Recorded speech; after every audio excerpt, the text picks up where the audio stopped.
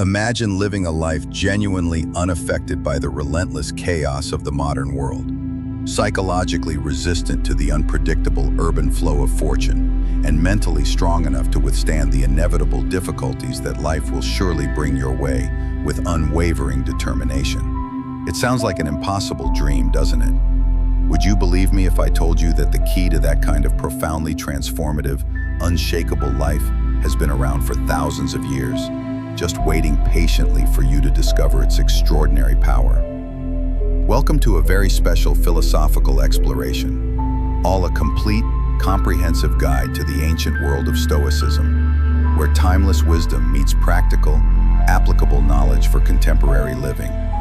We are frequently carried away by the overwhelming waves of destructive emotions, endless distractions, and worldly desires in our chaotic modern lives, which are often accompanied by incessant noise and relentless psychological hurry. Stoicism offers a profound, systematic way to find genuine inner peace, authentic self-control, and mental toughness that stands firm and immovable like a philosophical rock against the storms of existence. Mastering the sophisticated art of letting go is the first fundamental thing we absolutely need to accomplish on this transformative road toward authentic living.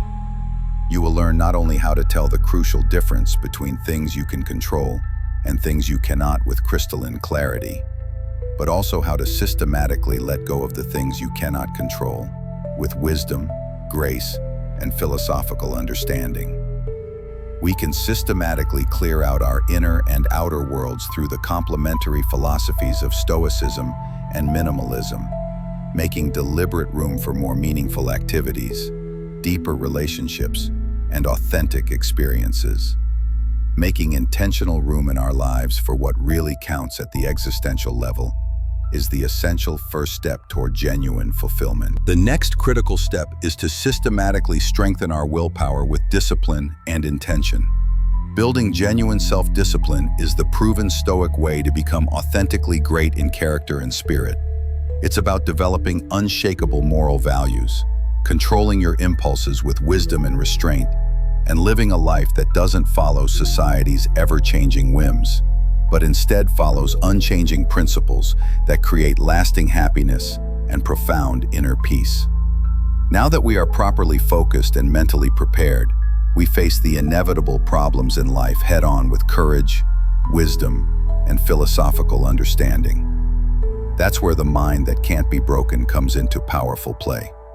We're going to explore 10 profound lessons that will give you the mental toughness you need to navigate through life's biggest waves with grace, strength, and unwavering determination. Being naively optimistic isn't the philosophical point. The point is to build robust, resilient mental models that help you stay psychologically strong when things go wrong, when setbacks occur, and when life tests your resolve with unexpected challenges. Last but not least, prepare yourself to genuinely free your mind from the limiting beliefs that hold you back. You will learn 10 life-changing lessons from Stoicism that will help you break free from the psychological limits you unconsciously put on yourself. You can take complete control of your emotions and actions and drastically improve the quality of your life if you know how to pull the right mental buttons with precision, wisdom, and philosophical understanding. You can become truly impervious to the chaos of the outside world by following the ancient Stoic advice we'll discuss comprehensively today. It gives you a peace and happiness that nothing outside of yourself can take away. It's a transformative journey to learn the sophisticated art of living a life full of virtue, wisdom, and unbreakable inner strength. Now take a deep breath. Prepare your mind to learn with genuine openness. Feel more confident in your natural abilities and gain philosophical freedom as we explore the modern-day Stoics' profound knowledge and timeless wisdom. The intersection of minimalism and Stoicism, letting go for a meaningful life. What if you woke up tomorrow morning in a peaceful psychological place where everything you own has a clear place and a deeper, more meaningful purpose? Your heart would be genuinely happy and your mind would be crystalline clear. You would know with absolute certainty that the only things you can truly control are your thoughts and deliberate actions. so you could face the inevitable storms of life with a strong, resilient heart and unwavering determination. It's not impossible to reach these seemingly unattainable goals with dedication and proper understanding.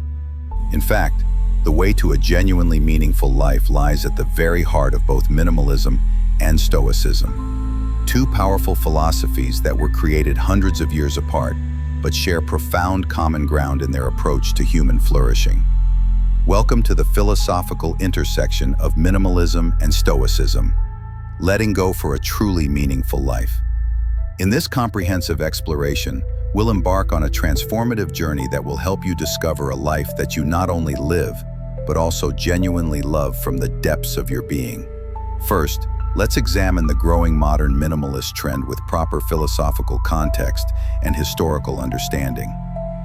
Minimalism is far more than just an aesthetic style or design preference.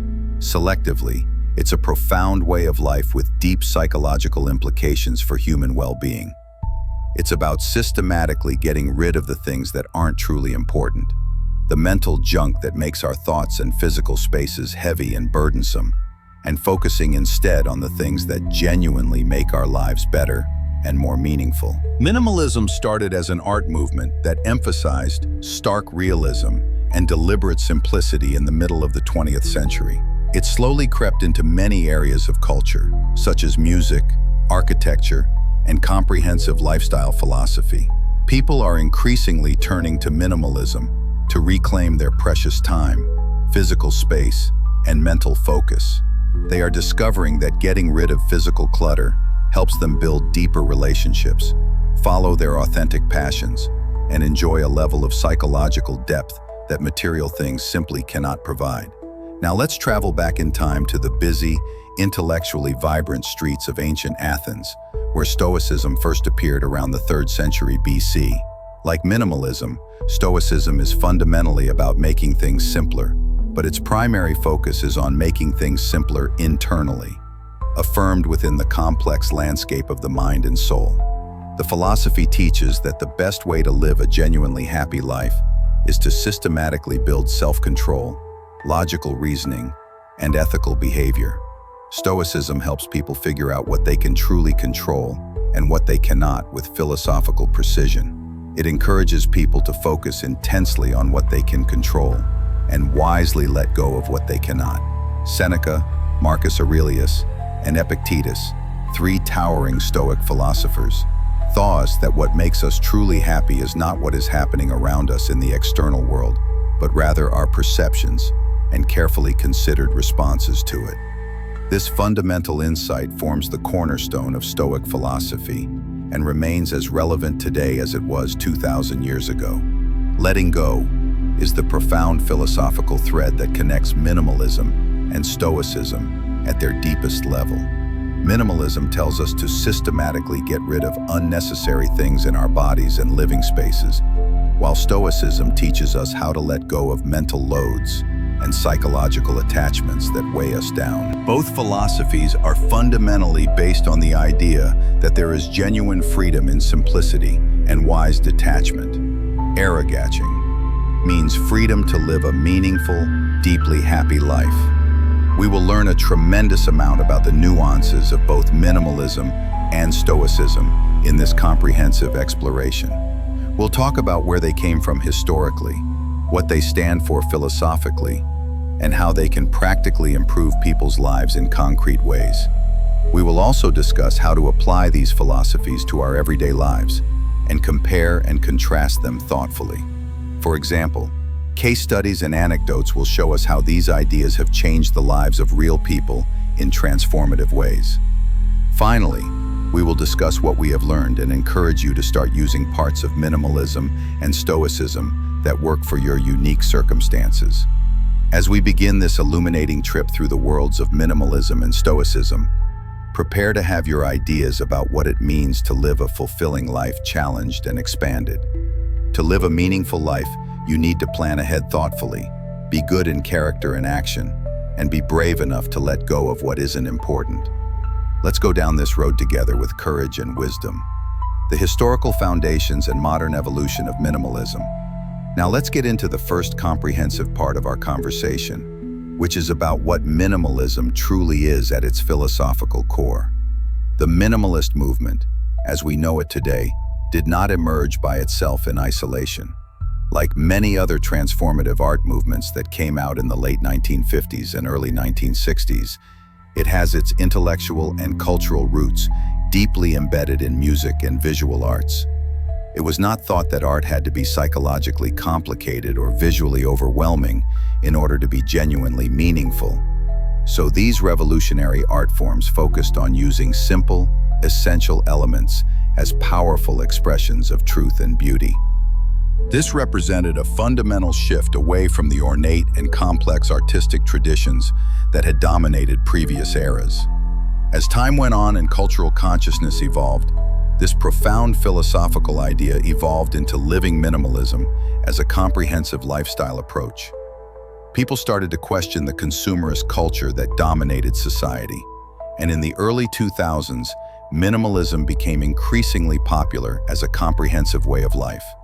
They wanted a life that was less complicated and more authentically meaningful, without all the unnecessary psychological and material baggage that comes with excessive consumption and materialistic pursuits.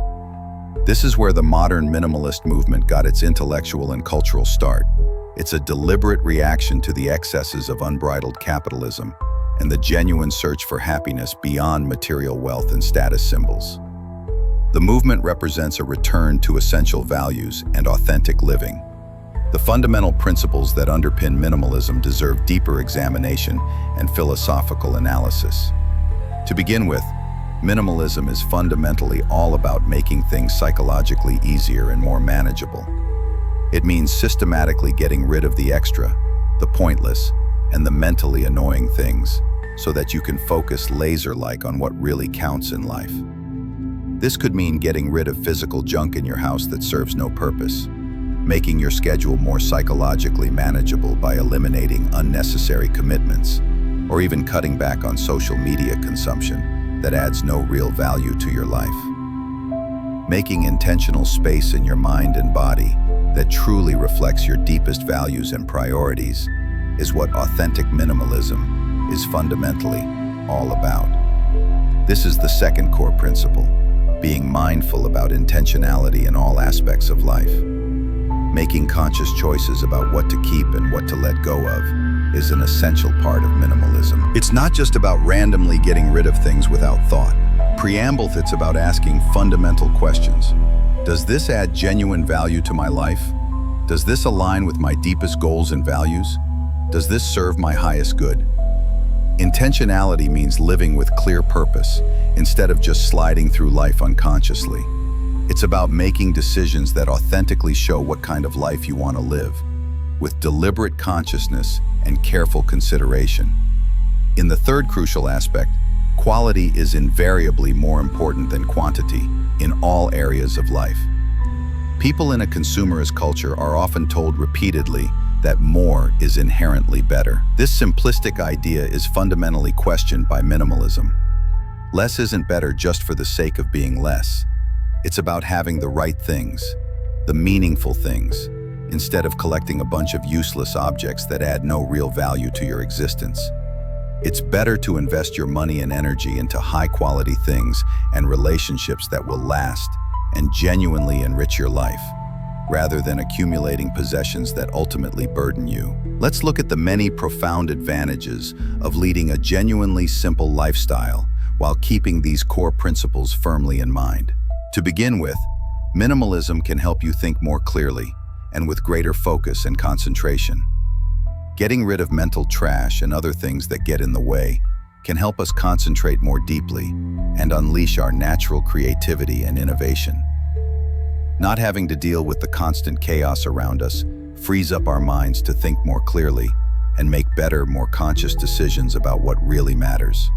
Financial freedom is another huge psychological and practical gain that comes from embracing minimalism.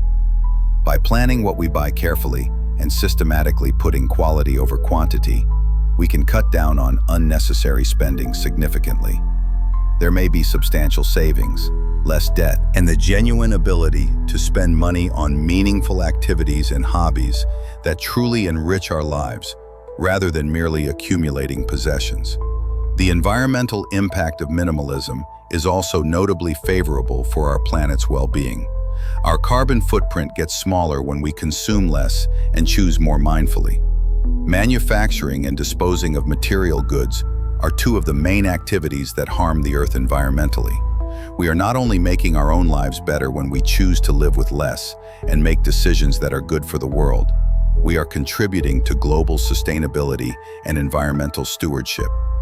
But like any philosophical trend or movement, minimalism has its share of legitimate criticism and common misunderstandings that deserve honest examination. One complaint that is often made is that being able to choose to live with less is a luxury that not everyone can afford. And this criticism has some validity that deserves honest acknowledgement and thoughtful consideration. Some people also argue that minimalism can turn into another form of subtle consumerism if people keep buying new, minimalist products to replace the ones they already have, creating a cycle of consumption disguised as simplification. Some critics also think that minimalism means living with extremely little, or that it's a one-size-fits-all solution that works for everyone universally, which oversimplifies the philosophy. It's important to remember that minimalism is not a rigid rule, but a flexible tool for better living. This is a way to make a life that fits your specific values and priorities, and can be intelligently adapted to fit your unique needs and circumstances.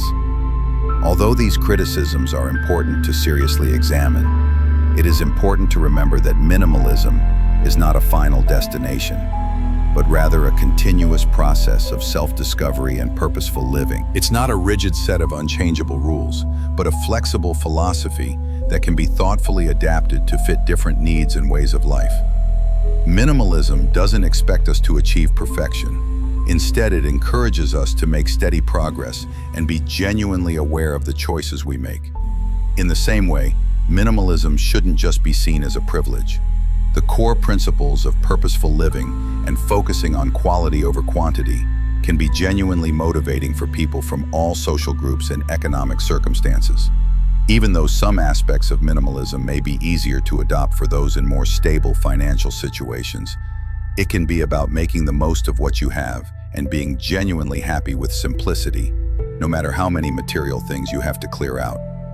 To clear up the false idea that minimalism means living a stark or impoverished life, it is also important to note that minimalism is not always about having a specific number of possessions. Finding what is truly meaningful and systematically getting rid of what isn't is what authentic minimalism is all about. For some, this could mean a home with only the essential things they need, while for others, it could mean a carefully chosen collection of things that make them genuinely happy and serve a real purpose. Thanks to this deeper understanding, the philosophy of minimalism is deep and alive, and it's more than just getting rid of stuff randomly. It's about making a life with meaning, purpose, and happiness by focusing on quality, simplifying deliberately, and making smart choices. Minimalism helps people get clarity in their thoughts, achieve financial freedom, and protect the earth environmentally. But like any philosophy, it has its critics and people who get it wrong, which requires honest examination and thoughtful response. You should approach minimalism with an open mind, knowing that it is a tool that can be used in many ways to create a meaningful life that fits your unique circumstances. As our comprehensive exploration continues, we will look into the ancient wisdom of Stoic philosophy and see how, like minimalism, it can help us let go of the excessive in our lives, both outside and inside our minds and hearts. Our discussion will focus on the similarities and differences between these two philosophies, as well as how they can be used together to make our lives more fulfilling and meaningful. Stay tuned as we go on a transformative trip through time and thought, pulling apart the threads of Stoicism and minimalism and stitching them into a fabric of happiness, purpose, and authentic meaning. This is a call to rise to a life that is lived with awareness, integrity, and meaning, being authorization, or to be stoic in the face of hardship, but to embrace a comprehensive philosophy of living. May this trip make you think deeply, question your assumptions, and open up to the endless possibilities that lie in the simplicity and wisdom of Stoicism and minimalism combined. The ancient wisdom of Stoic philosophy, foundations and principles. As we leave the modern rooms of minimalism behind us, let us travel back in time to the intellectually rich world of ancient times, where Stoicism began its profound influence on human consciousness and philosophical thought. Stoicism is a comprehensive school of Greek philosophy that began in Athens in the early 3rd century BC, fundamentally changing how people understood virtue, wisdom, and the good life. The Stoic philosophy was founded by Zeno of Citium, who taught from the Stoa Poikile, a painted porch, hence the name Stoicism.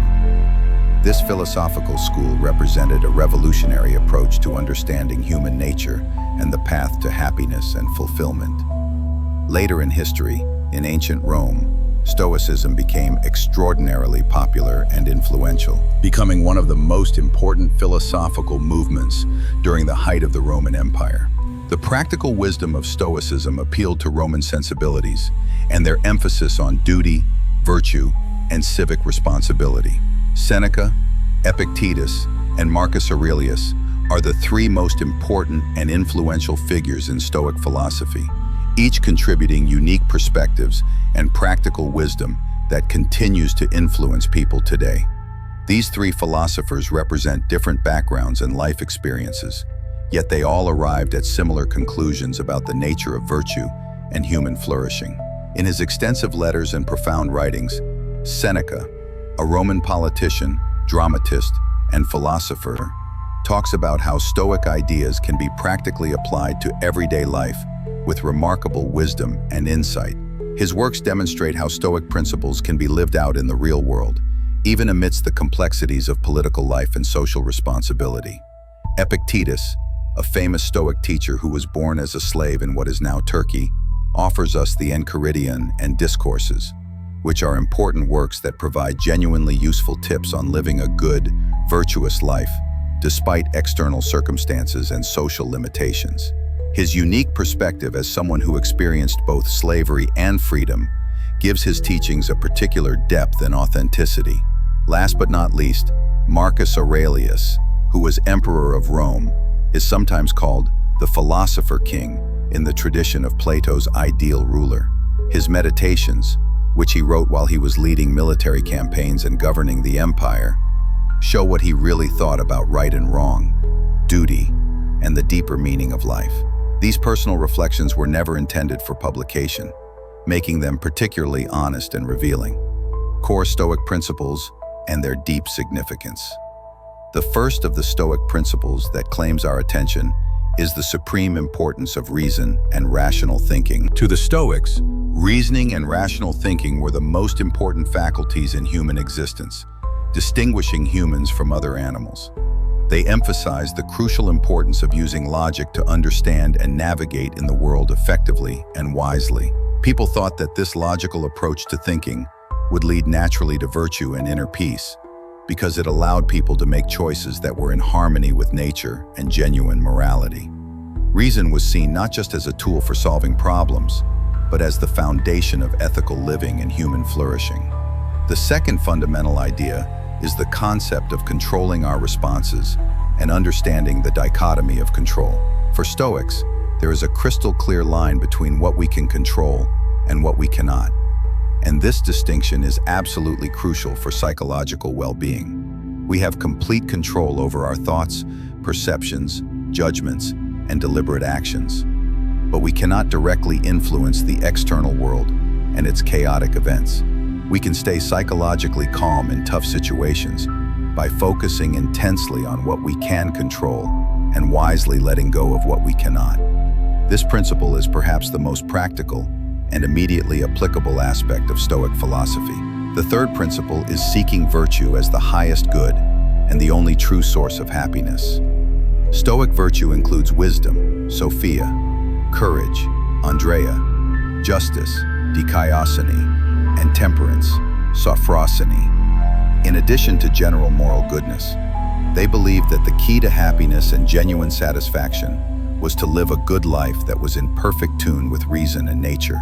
Unlike other philosophical schools that saw pleasure or honor as important goods, the Stoics insisted that virtue was the only true good, and that external things like wealth, reputation, or physical pleasure were indifferent, neither good nor bad in themselves.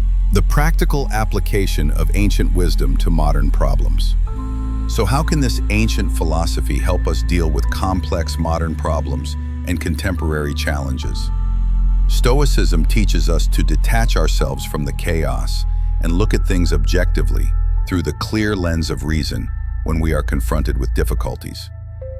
By doing this systematically, we can keep our emotions from getting in the way of our decisions and act in a way that is genuinely consistent with our deepest values.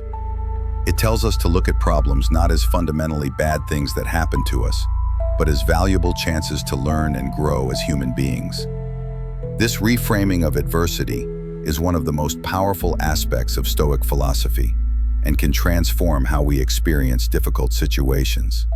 Let's jump ahead to the present day and examine the remarkable relevance of ancient Stoicism.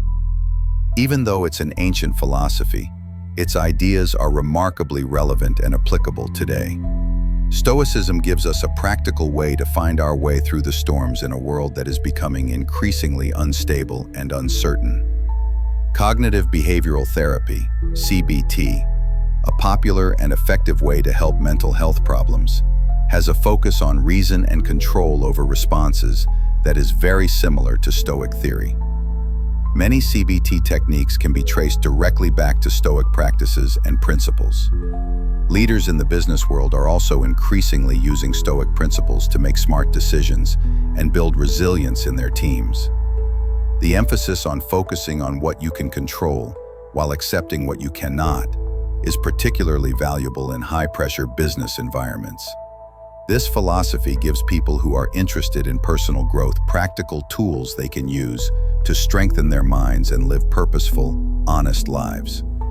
Practices like journaling, mindfulness, and self-reflection that encourage living in harmony with one's values are becoming integral parts of everyday life for many people seeking meaning and fulfillment.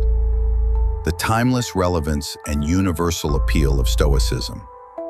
Stoicism is a philosophy that dates back to ancient Greece and Rome, yet it enables people to lead lives of happiness and moral integrity thanks to its central principles of reason, control over responses, and desire for virtue. It can serve as a practical guide in a world that is constantly changing, from the lessons of Seneca, Epictetus, and Marcus Aurelius to current psychology and leadership applications.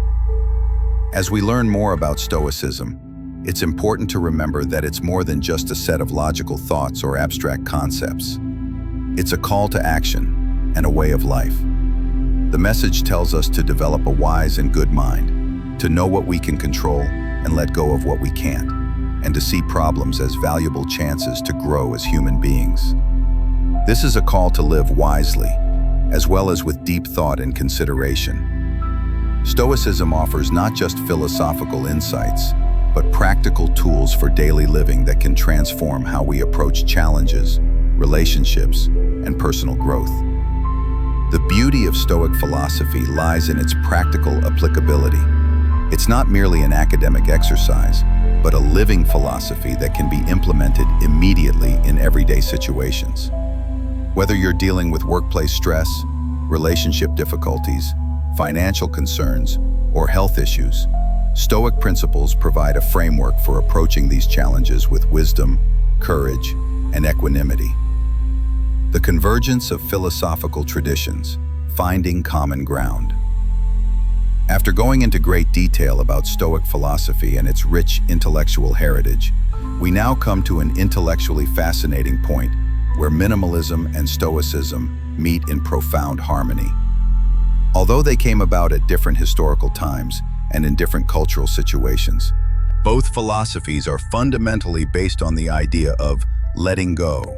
Letting go of things that are excessive, whether they are material possessions or mental constructs, and finding a life that is meaningful, happy, and in authentic alignment with our deepest values. In the following sections, we'll explore comprehensively how these two philosophies work together and how they differ, as well as how they can be practically applied in our daily lives. We will discuss how the wisdom and virtue of Stoicism can be seamlessly added to the purposefulness and simplicity of minimalism. These philosophies can work together synergistically to create a strong foundation for a life that is not only clear and strong, but also deeply meaningful and ethically grounded in universal principles of human flourishing. Let's start with what they have in common at their fundamental level. At the most basic level, both philosophies stress the crucial importance of seeking simplicity and focus in all aspects of life. Minimalism tells us to make our lives easier by systematically getting rid of unnecessary things and clearing out our physical spaces. When it comes to our inner lives, Stoicism tells us to keep things simple by being reasonable and focused on what we can truly control. In both philosophical traditions, we are encouraged to get rid of what isn't important so that we can focus laser-like on what genuinely does matter for our well-being and happiness. The second thing they have in common is systematically getting rid of excess in all its forms. In the philosophy of minimalism, this means getting rid of material things that don't make our lives genuinely better or serve any meaningful purpose. Stoicism is about letting go of excessive desires, uncontrolled emotions, and psychological attachments that obstruct our pursuit of virtue and cloud our rational judgment. Both philosophies agree that too much interrogates physical waste or mental chaos, can seriously get in the way of living a genuinely happy and fulfilling life. The third thing they have in common is that they both stress finding happiness internally rather than externally. The idea of minimalism teaches us that happiness doesn't come from having more things, but from living a life with genuine meaning and purpose. Stoicism, on the other hand, holds that happiness comes from living in harmony with nature and reason, not from receiving praise or material wealth from other people. Now let's examine the significant differences that distinguish these philosophies. The first difference is their historical and cultural context. Modern minimalism grew out of a reaction against excessive consumerism and having too many material possessions. It was mostly popular in the Western world during the 20th and 21st centuries as a response to industrial abundance and consumer culture. Stoicism, however, comes from ancient Greece and Rome. It was an intellectual reaction to people's search for happiness and virtue in a world that was full of political and social chaos, war, and uncertainty. What's different about the second one is its scope and practical application. Minimalism is mostly about the tangible, physical parts of our lives. It tells us to clear out our living spaces and think consciously about what we buy and consume. Stoicism, on the other hand, looks comprehensively at our internal thoughts, emotions, and character development, in addition to our outward situations and circumstances. The third difference is in what motivates each philosophical approach. A lot of people who embrace minimalism want to make their lives more open, free, and mentally sharp. It's primarily about taking care of your environment and physical surroundings to create space for what matters. However, Stoicism has its deep roots in moral philosophy. It's fundamentally about taking care of your soul and spirit. The Stoic is driven by a profound sense of duty to live in a way that is in perfect alignment with reason and nature, regardless of external circumstances. When we think about these ways, the philosophies are alike and different. We can see that they are like two complementary sides of the same coin. They both show us how to live a simple, focused, and genuinely happy life. But they do it in different ways and with different practical tools and approaches. If you think of minimalism as a way to navigate effectively in the physical world by clearing out our spaces and narrowing our material actions, Stoicism is the internal guidance that helps us manage our thoughts, emotions, and character with virtue and wisdom as we travel through the psychological seas of daily life. They work extremely well together to create something genuinely powerful and transformative. Adding the focus and simplicity of minimalism to the wisdom and virtue of Stoicism can help us create a life that is not only clear and focused, but also deeply meaningful and in authentic alignment with our highest values and principles. We shouldn't feel compelled to pick just one philosophy exclusively. Let's instead see them both as helpful guides that work together harmoniously. Let the guide of Stoicism keep us on a path that is true to who we are and what we value at the deepest level. Let minimalism be the ship that moves us forward on calmer waters, free from unnecessary burdens. Let's take a moment to think about this integration practically. Take a moment to think about the places we live and the things we keep around us. Are they useful and meaningful, or are they just excessive stuff that clutters our physical and mental space? Now look inside yourself and consider our thoughts, feelings, and actions. Are they in line with our values, or are they scattered and chaotic? Let's take with us the core of Stoicism's call to wisdom and minimalism's call to simplicity as we move forward. Let's be like careful architects and deliberately plan a life that meets our deepest needs for meaning and happiness. Even though the two philosophies come from different places and have different immediate goals, they both aim to help us live a life that is simple and full of what's truly important. Minimalism tells us to clean up the outside world, and Stoicism pushes us to master the inside world. In their convergence, we discover a road that leads not only to simplicity or wisdom alone, but also to a life that is deeply meaningful in its totality. As we stand at the intersection of these two philosophies, we have both the power and the practical tools to shape our journey in a way that will be as unique as each of us, but focused on the shared goal of a more meaningful and happy life. It's not always easy to go on this trip. Sometimes you have to be brave and let go of familiar patterns and comfortable habits. Each step we take on this road, though, weaves together threads of simplicity, wisdom, purpose, and happiness to make a beautiful fabric of authentic living. Let's take the flames of Stoicism and minimalism with us as we enter the world of practical application, carrying them forward with open hearts and minds. Let us learn more about these ancient and modern philosophies, combine their complementary ideas, and live by their transformative lessons. Let us keep moving forward by being genuinely grateful for the wisdom that has been passed down through the years, and for the opportunity to make it a meaningful part of our contemporary lives. Eastern philosophical connections, universal wisdom across cultures. Our philosophical journey doesn't end with Western thought and tradition. Let's travel across time and countries to learn more about the complex philosophies and spiritual traditions of the East, which offer profound insights that complement and enrich our understanding of minimalism and Stoicism.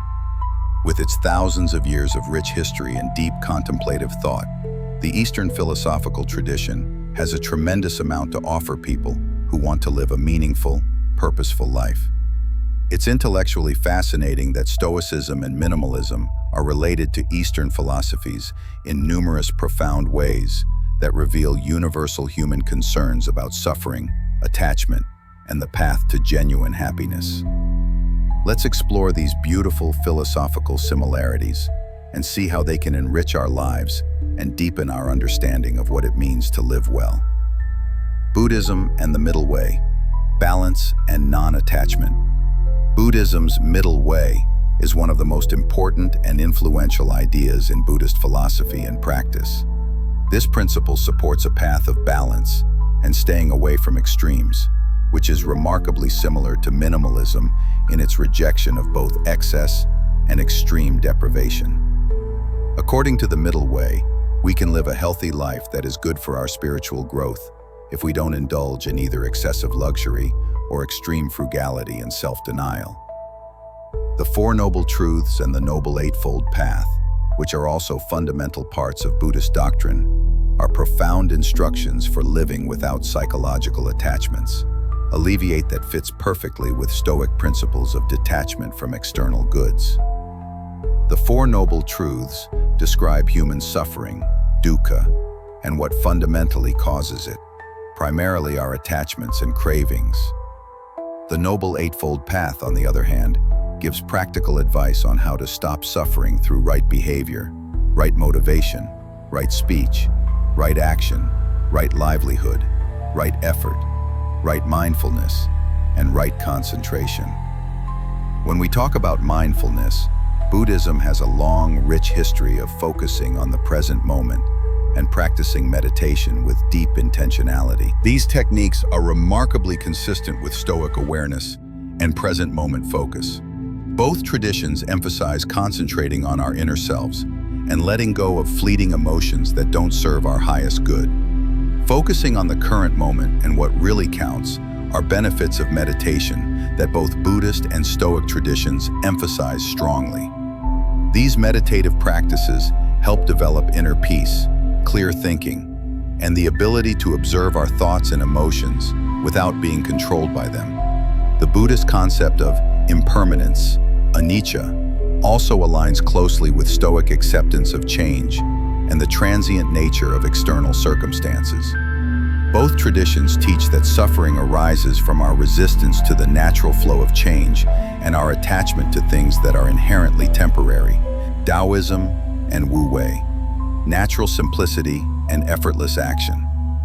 When we examine Taoism, following the principles of simplicity, naturalness, and Wu Wei becomes crucial for understanding this ancient Chinese philosophy. Wu Wei, often translated as non-action or effortless action, doesn't mean complete inactivity or passivity, but rather acting in a way that is in perfect harmony with the natural flow of things. It's about doing things without forcing outcomes and living a naturally simple life that doesn't fight against the fundamental patterns of existence. This concept resonates deeply with both Stoic acceptance of what we cannot control and minimalist principles of living with less effort and more intention. Yin and Yang are also fundamental concepts in Taoist thinking. They represent balance, complementarity, and unity in nature despite apparent opposites. In Taoist philosophy, this dynamic balance is extremely important for living harmoniously. This concept is remarkably similar to minimalism and Stoicism, which also seek to find balance in one's life and emotions through careful attention to what truly matters. Living in harmony with nature is another essential component of Taoism that connects with both philosophical traditions we're exploring. Following Taoism means living in harmony with the Tao, which is the fundamental principle or way that makes everything possible and governs the natural order. The Stoic concept of living in harmony with nature to achieve virtue and happiness is very similar to this profound idea, as both traditions see alignment with natural principles as the path to wisdom and contentment. Hindu philosophy and Dharma, duty and non-attachment. Hinduism is another ancient spiritual tradition in the East that talks extensively about Dharma and the importance of simplicity in living. Dharma, often translated as righteous duty or moral responsibility, represents a way of life where focus and simplicity are very important for spiritual development. Following your Dharma means living a moral and purposeful life according to your nature and circumstances, which is remarkably similar to the focus of minimalists on being thoughtful and intentional about life choices, and the Stoic emphasis on virtue ethics. Non-attachment, vairagya, is also crucially important in Hindu philosophy and spiritual practice. The idea behind this concept, which is closely related to Stoic detachment, teaches people not to let their material belongings or fleeting emotions hold them back from spiritual growth and self-realization. This doesn't mean becoming indifferent or emotionally cold, but rather maintaining an inner freedom that allows you to engage fully with life, while not being controlled by outcomes. In Hinduism, yoga and meditation are not just physical activities or exercises.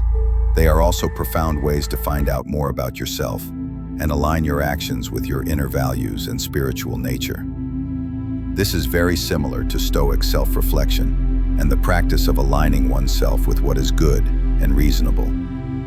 The various paths of yoga, karma yoga, bhakti yoga, raja yoga, jnana yoga, offer different approaches to spiritual development that can complement both minimalist and Stoic practices. Confucianism and social harmony, balance and virtue. Finally, let's discuss Confucianism, which has had a huge impact on Eastern thought and social philosophy for over 2 millennia. Following the principles of balance and moderation, Confucianism's doctrine of the mean, zhongyong, promotes balance and simplicity in all aspects of life, which aligns well with minimalist principles. Ren, which means benevolence, humaneness, and kindness, and Li, which means rituals, proper conduct, and right behavior, are also very important concepts in Confucian philosophy.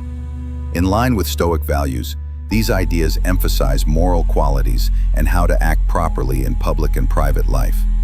The Confucian emphasis on cultivating virtue through education, self-reflection, and continuous moral improvement resonates strongly with Stoic practices of self-examination and character development. Confucianism also emphasizes the crucial value of relationships and living harmoniously with others in society.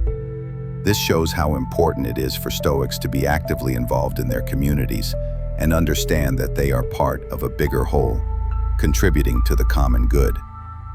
The Confucian concept of the gentleman, or exemplary person, Junzi, represents someone who has cultivated virtue and lives according to moral principles, similar to the Stoic ideal of the wise person, Sophos. Universal principles across philosophical traditions. Both minimalism and Stoicism have remarkable similarities with Eastern religions and philosophical traditions that suggest universal human concerns about how to live well. Mindfulness, balance, and non-attachment are Eastern ideas that can be found in the fundamental principles of minimalism and Stoicism. We can focus on what is truly important for a happy life by following the advice of both Eastern and Western philosophical traditions, creating a more comprehensive and nuanced approach to human flourishing. Eastern thought is especially helpful because it focuses on personal growth, living harmoniously with others, and understanding how everything is deeply interconnected in the web of existence. These lessons can be a great source of wisdom for anyone who wants to live a happier, more meaningful life. As we've seen throughout this exploration, minimalism asks us to pare down our material possessions and put more emphasis on quality than quantity in our lives. Being logical, controlling our emotions, and seeing virtue as the highest good is what Stoicism teaches us comprehensively. Eastern philosophies, with their wide range of spiritual beliefs and practices, can teach us a lot about how to live in balance with ourselves and with nature, as well as how to navigate the complex relationships between individual fulfillment and social responsibility. As you go about your daily life, think about how you could integrate these diverse philosophical approaches. For example, you could follow the awareness techniques of Buddhism, the effortless action of Taoism's Wu Wei, the moral guidance of Hindu Dharma, or the social ideals of Confucianism. Put these together with the simplicity of minimalism and the reasoned approach of Stoicism to create a comprehensive philosophy of living. Let's not think of these philosophies as fundamentally different from one another, but rather as complementary colors that go well together on a canvas that we can use to paint our lives with greater depth and meaning. Getting ideas from both the East and the West can help people of all ages and countries understand and learn from each other, fostering a more inclusive and comprehensive approach to wisdom. You can find many examples in real life to help you understand how these principles work together. Many people around the world live their lives quietly without getting much attention, yet they embody these principles naturally. They live simple, good, and balanced lives. They are happy and satisfied, not because they have accumulated a lot of material possessions, but because they understand what's truly important at the deepest level. It's not a final goal to reach this unification of philosophical approaches. It's an ongoing process of growth and development. Remember what Lao Tzu said, "A journey of 1,000 miles begins with a single step." This exploration of philosophical integration can be that step for you. Take what the East and West have to say about living well, and find your own middle ground by simplifying your external life, rationalizing your internal responses, harmonizing with natural principles, and finding your unique way forward. It might not always be easy to follow this integrated path. You might have to make compromises and tough decisions along the way. But in the end, it offers us something priceless, a life with deep meaning, genuine happiness, and a strong, authentic bond with the world around us and the people we share it with. Practical implementation. Living the integrated philosophy. Now that our comprehensive trip through minimalism, Stoicism, and Eastern philosophies is reaching a practical phase, let's take a moment to think about the rich tapestry of knowledge we've explored together. We started off by learning about the history of minimalism and its main principles, which center on keeping things simple, being purposeful, and putting quality before quantity in all aspects of life. We talked about some of the problems and misunderstandings about living a minimalist lifestyle, and also discovered the many benefits, such as mental clarity, financial freedom, and environmental protection. We went back in time and learned more about the deepest parts of Stoic philosophy, which comes from Greece and Rome in the ancient world. We learned from Stoicism about the paramount importance of being logical, being able to control our emotions and responses, and seeing virtue as the greatest good. We looked at how Stoicism helps people deal with problems and how it remains remarkably useful today by reading the writings of philosophers like Seneca, Marcus Aurelius, and Epictetus. The merging of these philosophies into our daily lives is a crucial step on our transformational journey. As we make our way through the rich philosophical tapestry that is minimalism and Stoicism, this is where theory turns into practice, and where we take the first concrete steps toward living a more meaningful, purposeful life, implementing minimalist principles in daily life. Let's get started by discussing how to put minimalist principles into practice in real, concrete ways.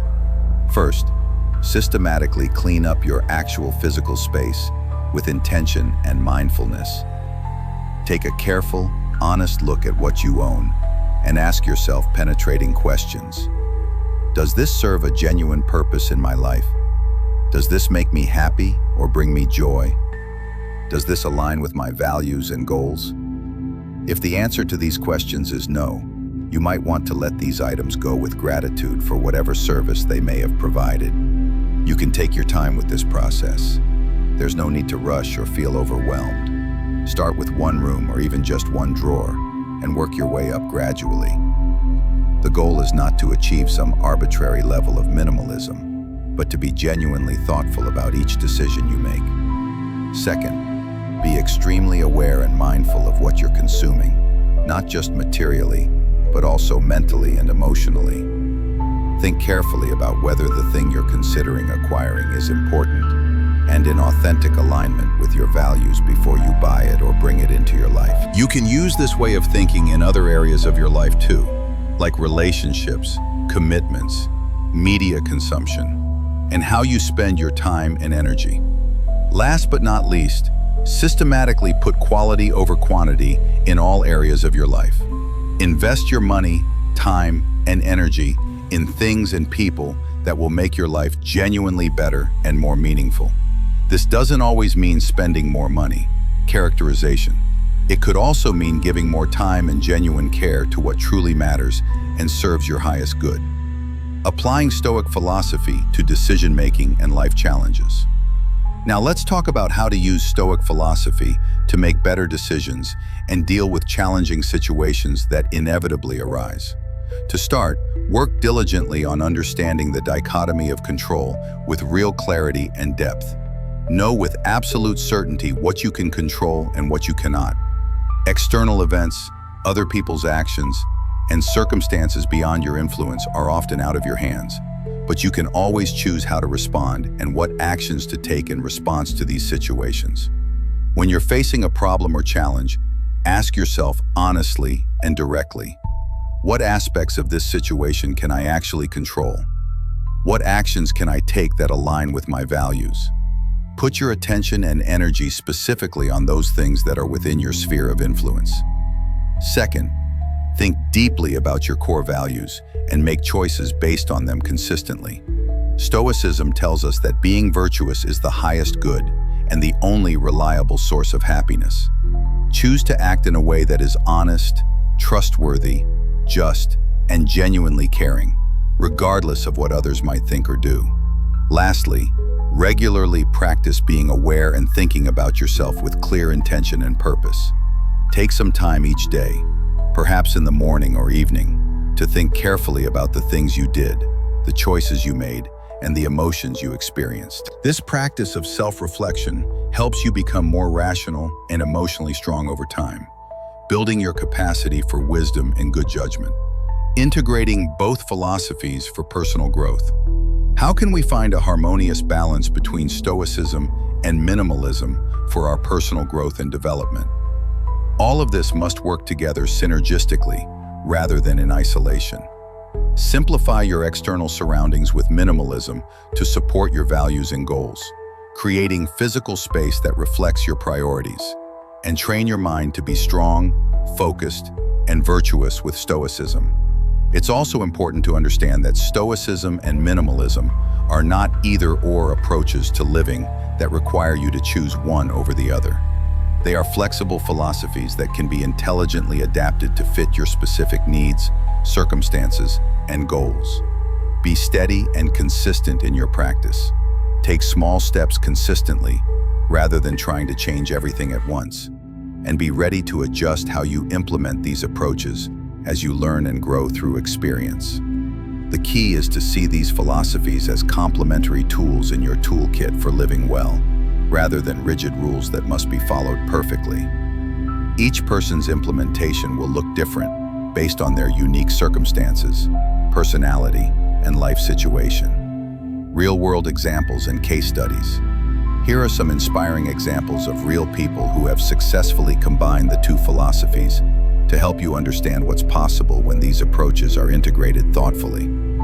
Take a look at the story of Joshua Fields Milburn and Ryan Nicodemus, who are known as the minimalists. Their corporate business jobs were full of material stuff and external markers of success, but these didn't give them any real meaning or satisfaction. So they both made the difficult decision to quit their high-paying positions. They made their lives simpler and more in alignment with their authentic values by focusing on what they could control and following the principles of Stoicism through the practical application of minimalism. Another example is businessman and author Tim Ferriss, who has been very open about how Stoicism has fundamentally changed his life and the way he makes important decisions. He has also turned to minimalism, focused on the most important things and people in his life that are in genuine alignment with his deepest values, while eliminating or reducing commitments that don't serve his core purpose. These examples show that integrating these philosophies isn't about achieving some perfect lifestyle, but about making continuous improvements and adjustments that move you closer to living according to your values and priorities. Benefits and challenges of integration.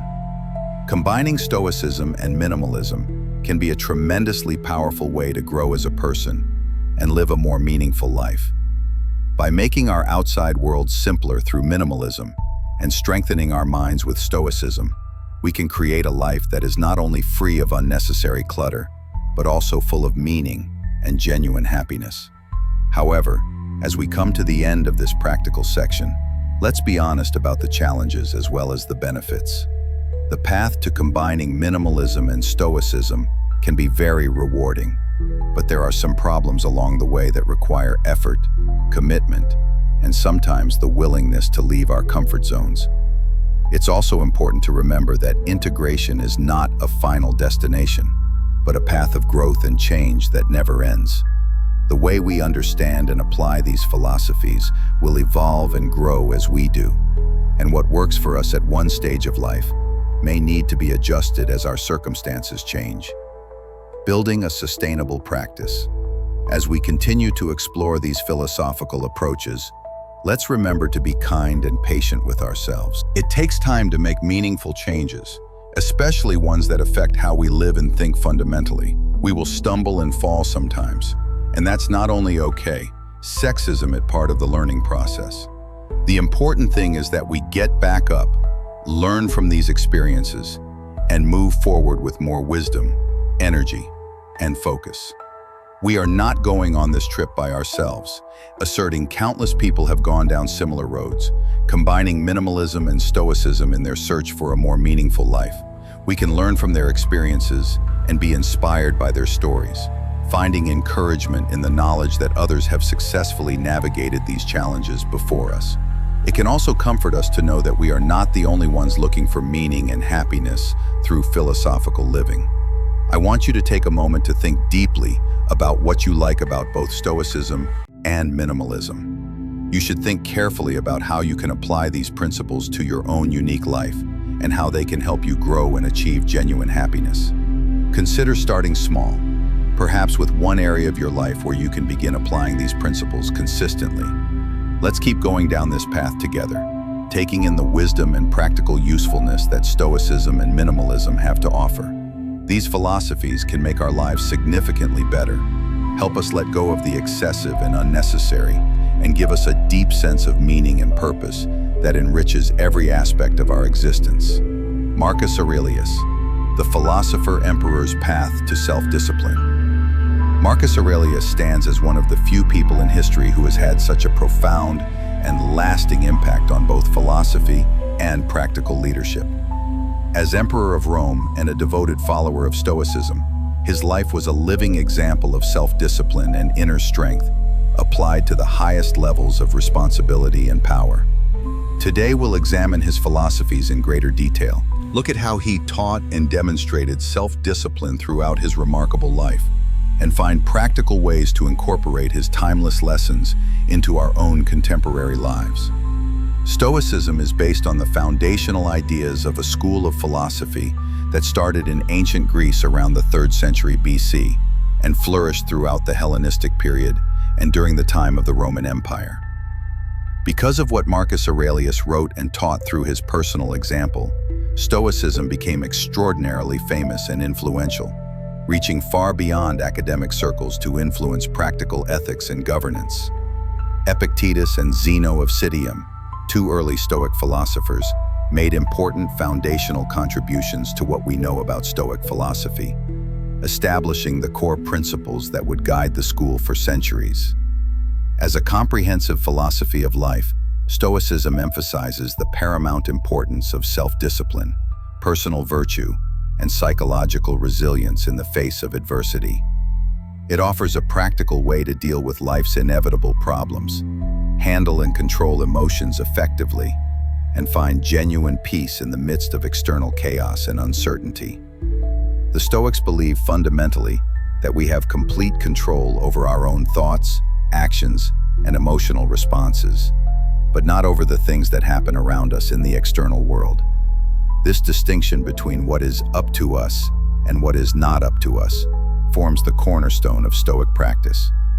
The Stoic philosophy gives us a deep understanding of what it means to be human and how we are connected to and part of the larger cosmos. When things happen that are genuinely out of our control, we should focus our energy on what we can do, like adopting principles such as understanding, self-control, justice, and courage. The way of Stoicism leads to a life of moral purity, positive change, and continuous personal growth that benefits not only the individual, but also the broader community. The Antonine Plague, leadership under ultimate pressure. In the year 165 AD, people living by the Stoic philosophy reached their highest level of practical devotion during the devastating Antonine Plague, which killed a tremendous number of people throughout the Roman Empire. This pandemic destroyed communities across the land, took many precious lives, and caused widespread fear and chaos in the Roman Empire, resulting in one of the worst social and economic depressions in recorded history.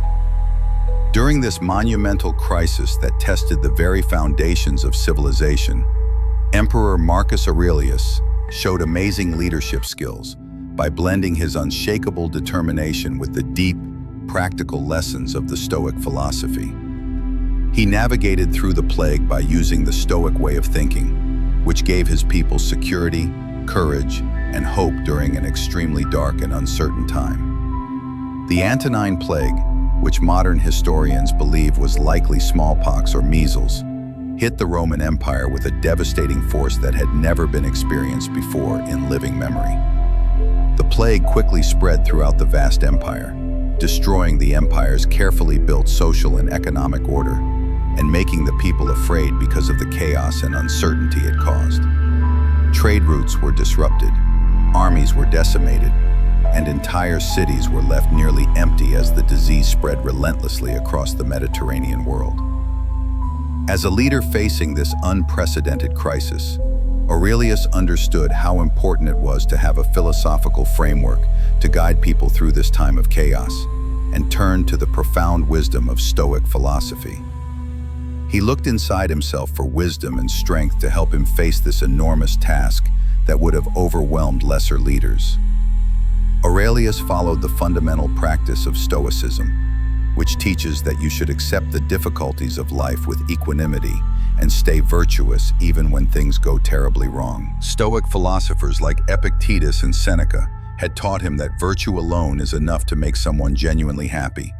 And he also learned that real happiness and power come from inside a person, not from their external circumstances or material possessions. By facing the harsh facts about the plague directly and honestly, Aurelius built up his psychological strength and refused to let fear take over his decision-making process.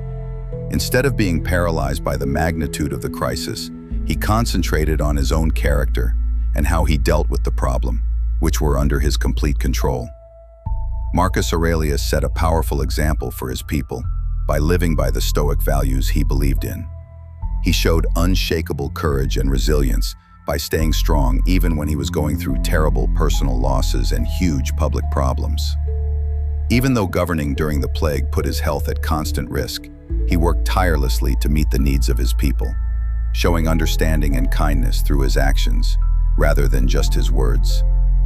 He told his people to be strong and find peace within themselves during this trial.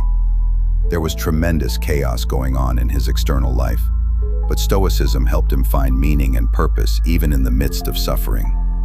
He understood that the plague was not just a calamity to be endured, but a chance to improve himself and help others develop psychological strength and resilience.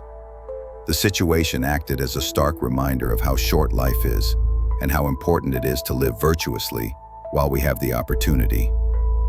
Through thinking deeply about how life is temporary and fragile, Aurelius encouraged his people to enjoy every moment they had, put virtue above material gain, and learn to be genuinely grateful even when things were bad.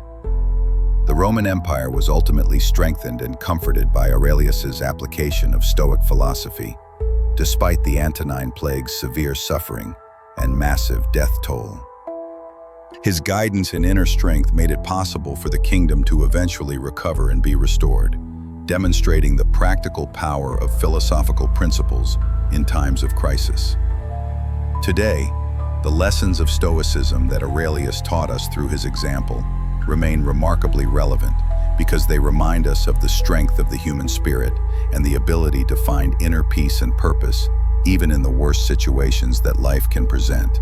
Core principles of self-discipline, according to Marcus Aurelius. Marcus Aurelius, who was both a famous philosopher and a practical ruler, fully embraced Stoicism as his driving principle and lived his entire life according to its demanding rules. Stoicism, which has its intellectual roots in ancient Greece and gained widespread popularity during the Roman era, emphasizes the development of virtue and fortitude in the face of difficulties and challenges. The goal of self-mastery through disciplined self-control is at the very heart of this comprehensive philosophy. Marcus Aurelius, the respected Roman emperor, was the personification of Stoicism in practice. He lived by its lessons and used them to handle the enormous challenges of his life with unshakable strength and wisdom. Stoicism encourages people to find their inner powers and become more psychologically resilient. It also suggests that people systematically improve their moral character by exercising moderation and using wisdom to make sure that everyone is treated fairly and justly. The importance of resilience in dealing with hardship was also clearly recognized by Stoic philosophers. Stoic principles give people the power to take control of their minds and, as a result, their thoughts, emotions, and actions, which should always be in alignment with their deepest values and goals. At its core, Stoicism provides a complete framework for personal improvement and the pursuit of a good and strong life. Although we can control our emotions, thoughts, and actions through disciplined practice, external events and occurrences may be outside of our direct control. Humans are naturally emotional beings, and at the heart of Stoicism is this fundamental understanding of human nature.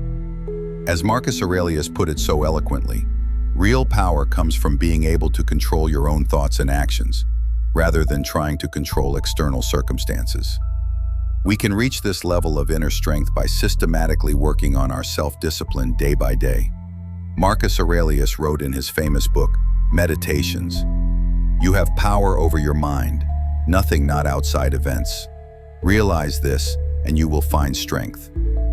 This quote perfectly summarizes the Stoic idea that we should focus our energy on controlling our thoughts and emotions, rather than letting outside events dictate how we feel internally. Leadership through adversity. Lessons from the imperial experience. During their reigns, great leaders often faced the hardest problems and most severe challenges. Marcus Aurelius, as ruler of the vast Roman Empire, was certainly no different in this regard.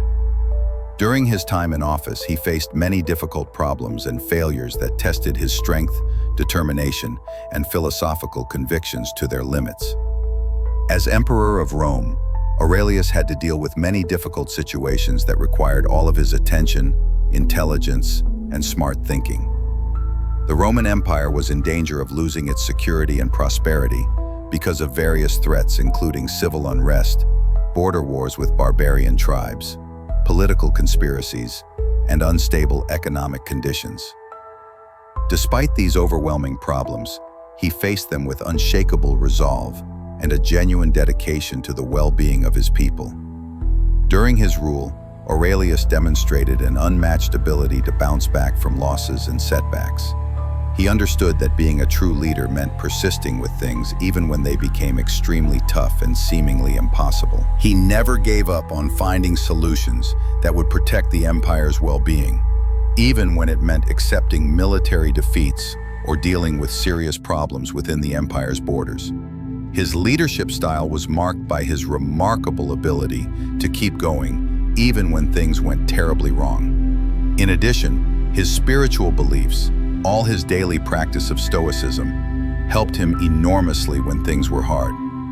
Stoicism taught him to see problems as opportunities to grow and to maintain his sense of right and wrong, even when things went disastrously wrong. It emphasized building strength on the inside and being okay with things that are out of your control.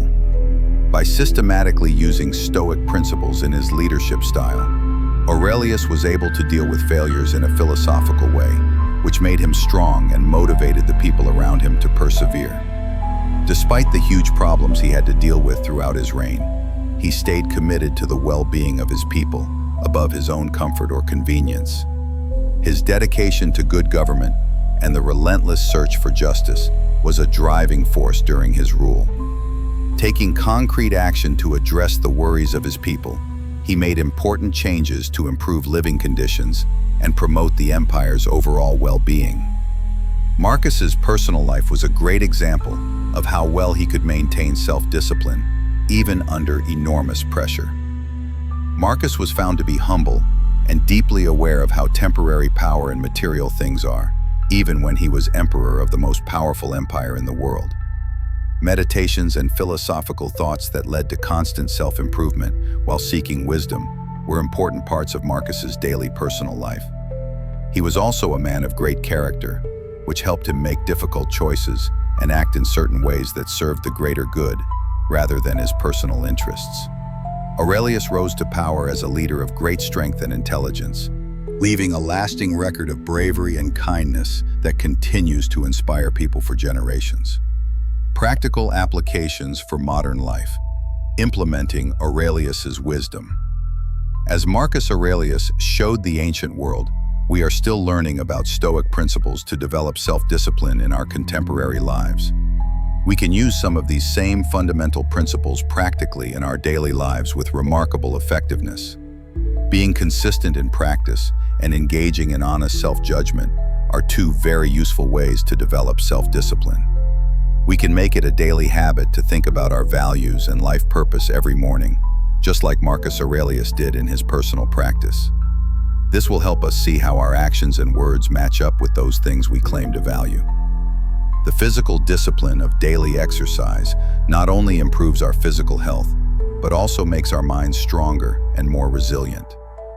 Marcus understood the deep connection between the mind and body and stressed how important it was to take care of both aspects of our humanity.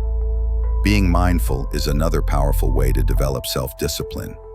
We can better control our feelings and make smart decisions if we train ourselves to be fully present in every moment.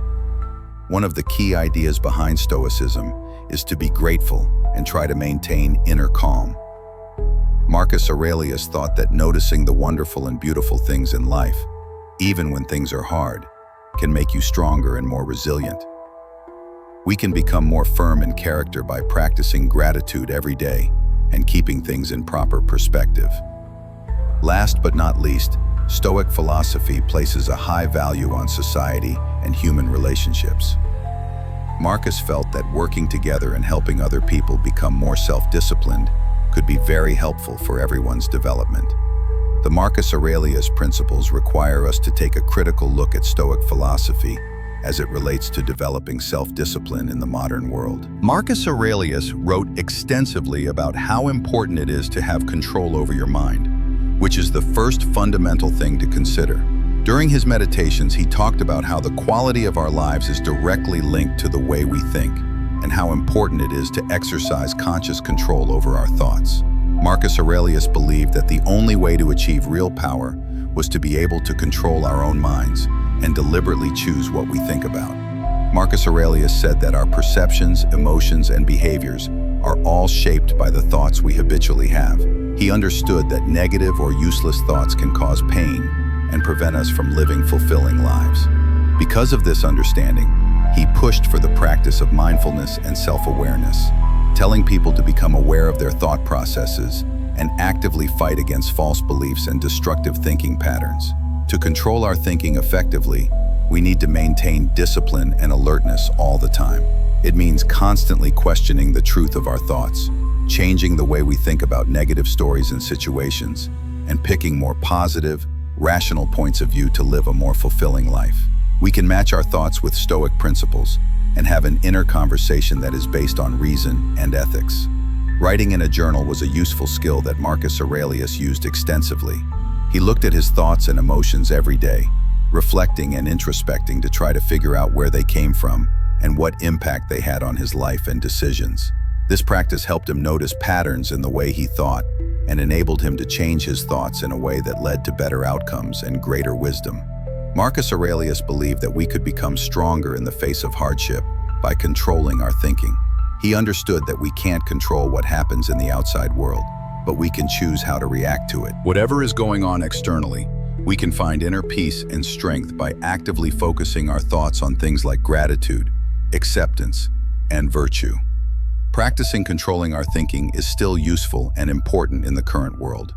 Being aware of our thought habits, getting rid of negative thoughts, and building positive perceptions are all skills we need to improve our mental health, endurance, and ability to handle life's obstacles with ease and wisdom. Second, Stoic philosophy stresses the significance of accepting what is outside of our control and refocusing on what we can change, and attitudes. Stoics believe that worrying about things we can't change causes us needless stress and anger. They instead suggest we should focus our energy on things we can change, like our own decisions, actions, and attitudes towards circumstances. We can be more flexible and maintain our peace of mind if we accept that change and uncertainty are going to happen naturally. When we look at the Stoic principle with a critical eye, it shows that our biggest power lies in the people we can influence and the choices we can make. Focusing on what we can change and taking actions that are in line with our values are things we need to work on and develop. Third, Marcus believed it was important to make plans and objectives that were in line with our deepest values.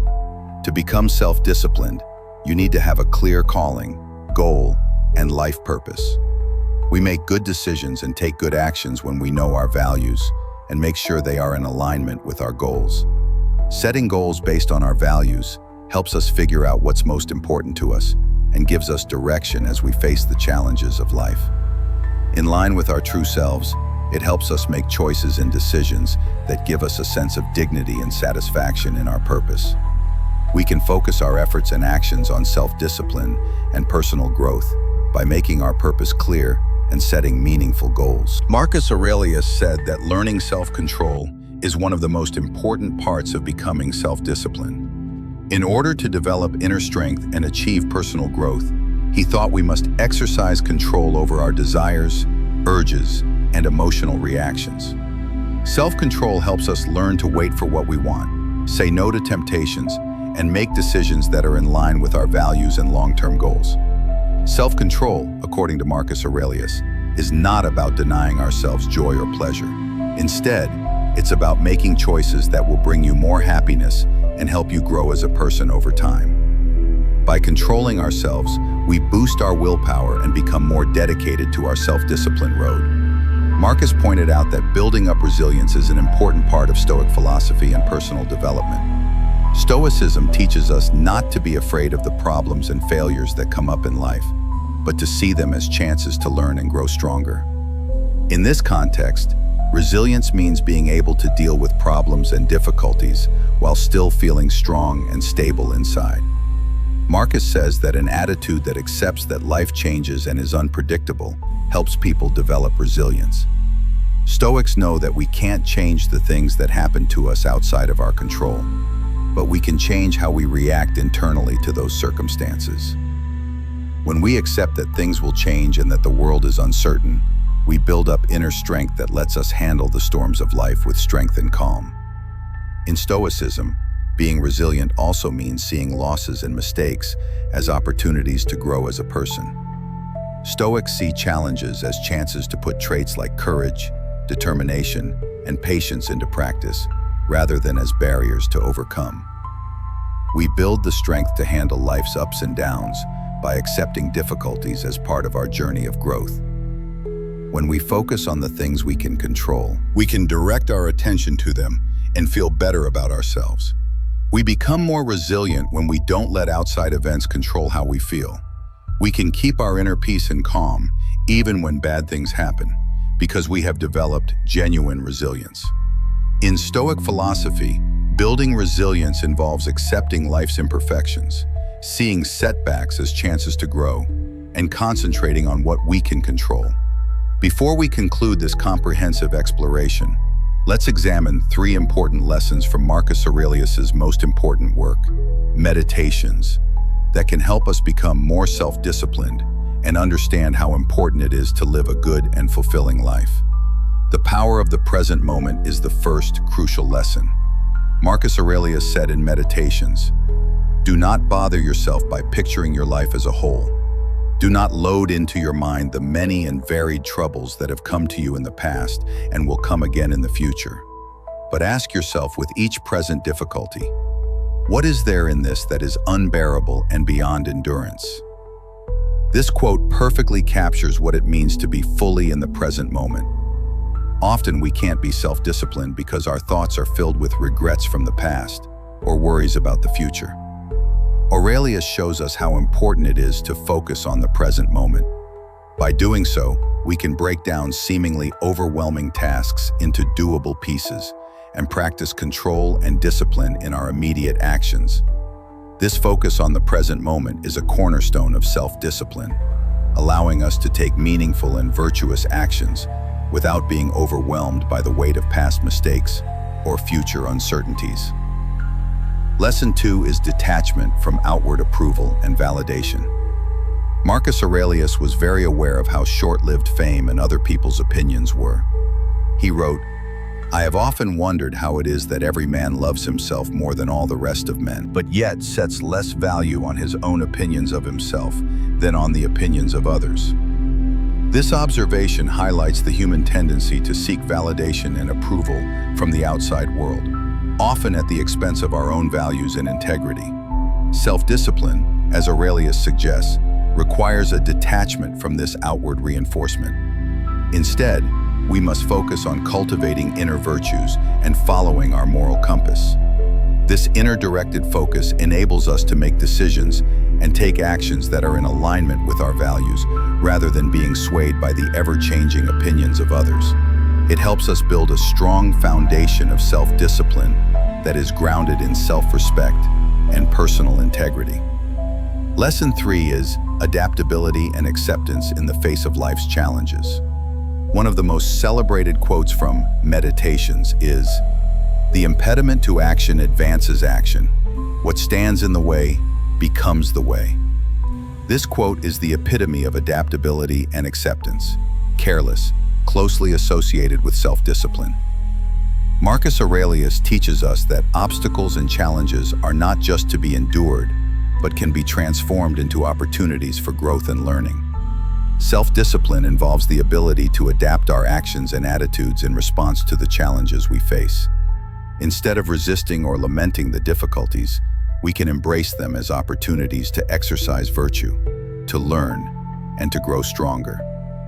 This mindset not only helps in building self-discipline, but also in fostering resilience and a deep sense of contentment. Marcus Aurelius's Meditations offer a treasure trove of wisdom for building self-discipline. Through focusing on the present moment, detaching from external validation, and embracing adaptability and acceptance, we can cultivate a form of self-discipline that is deeply grounded in wisdom and virtue. This self-discipline is not just about control, but about living a life of purpose, meaning, and fulfillment, regardless of the external circumstances we may face. By embracing the core principles of Stoicism, self-mastery, acceptance, and resilience, we have the potential to cultivate self-discipline in our modern lives. Self-mastery, as Marcus Aurelius believed, starts with gaining control over our thoughts and emotions. By actively observing and guiding our inner world, we can shape our responses to external events and maintain a sense of composure and clarity. Acceptance is another crucial element of building self-discipline. Developing resilience, as espoused by Aurelius, is cultivated by reframing setbacks as opportunities for growth. By viewing obstacles as stepping stones on our journey, we can develop the strength and perseverance necessary to face adversity with unwavering determination. Resilience also involves maintaining a sense of inner peace and stability, even when circumstances are chaotic or unfavorable.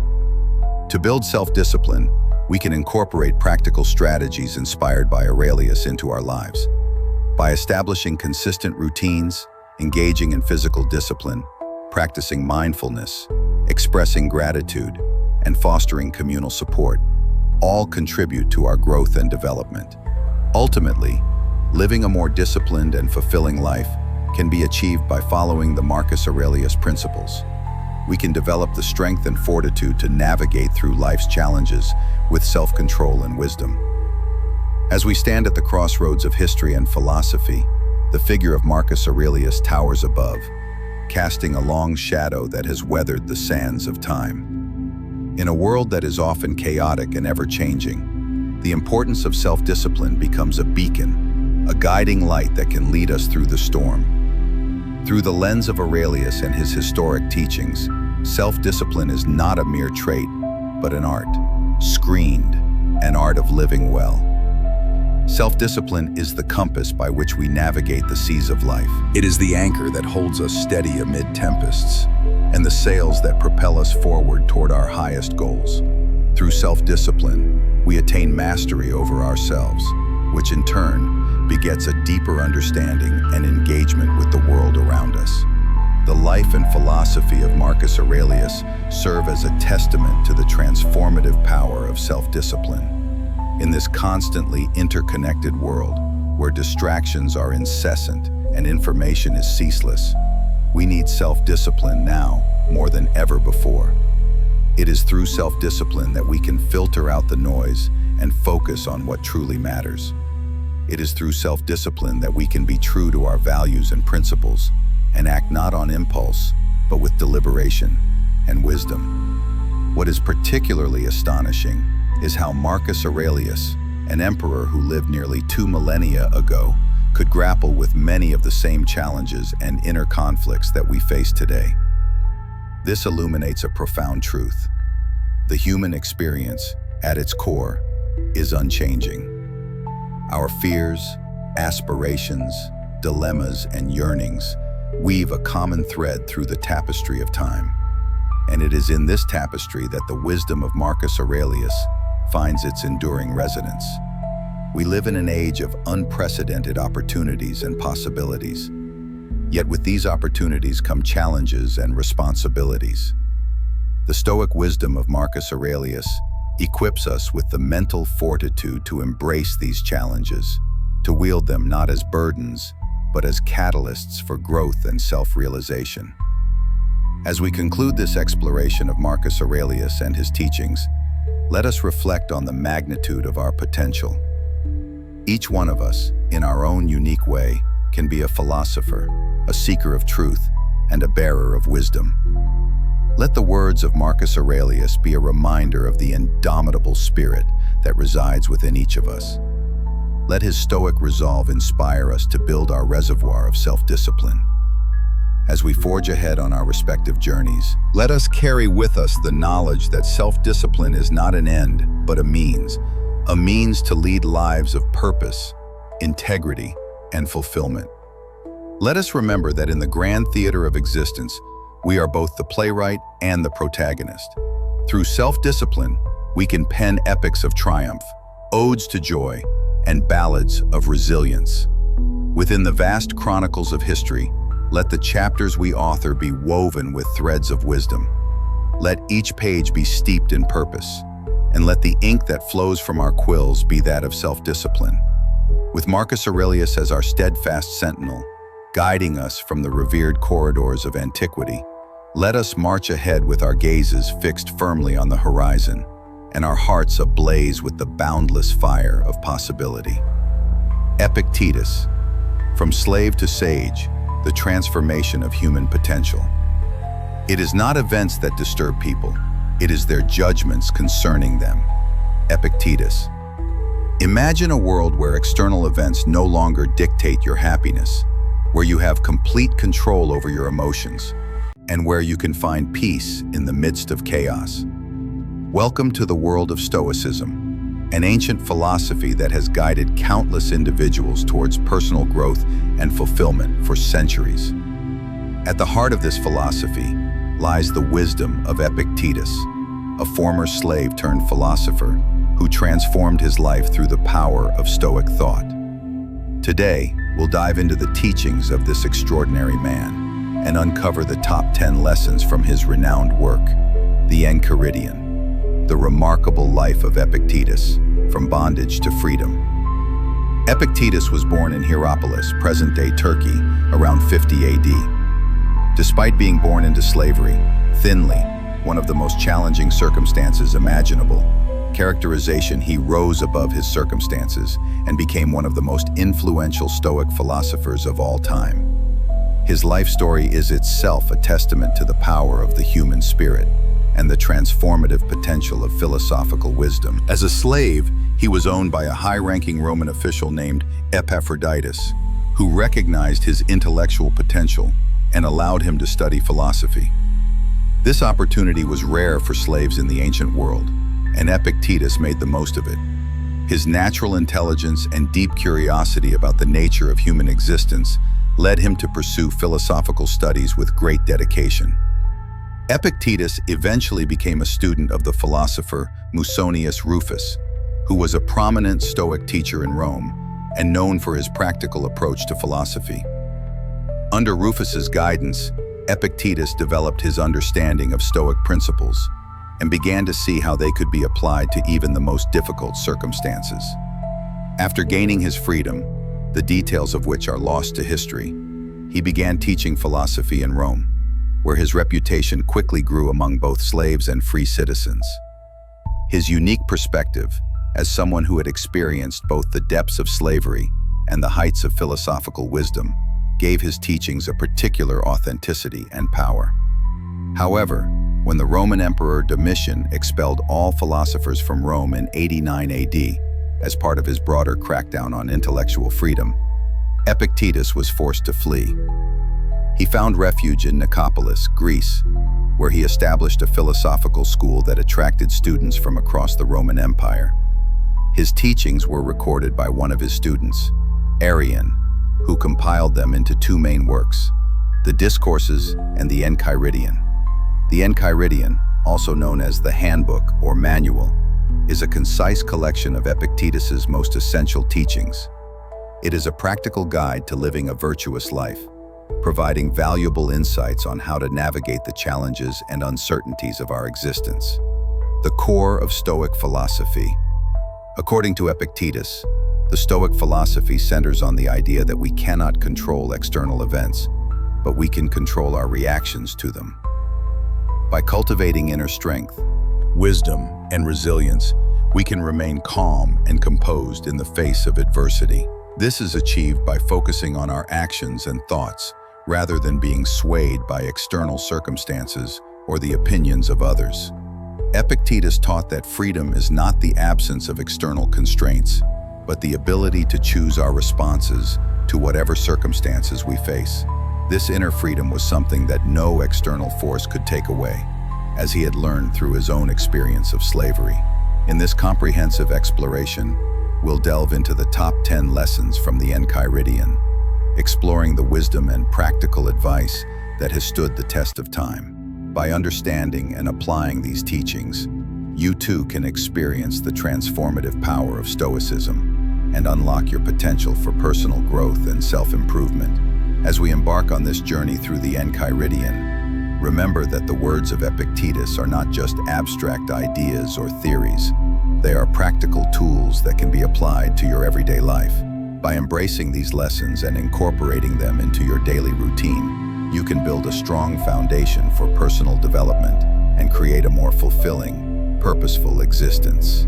10 fundamental lessons from the Enchiridion. Lesson 1. Differentiating between what is in our control and what is not.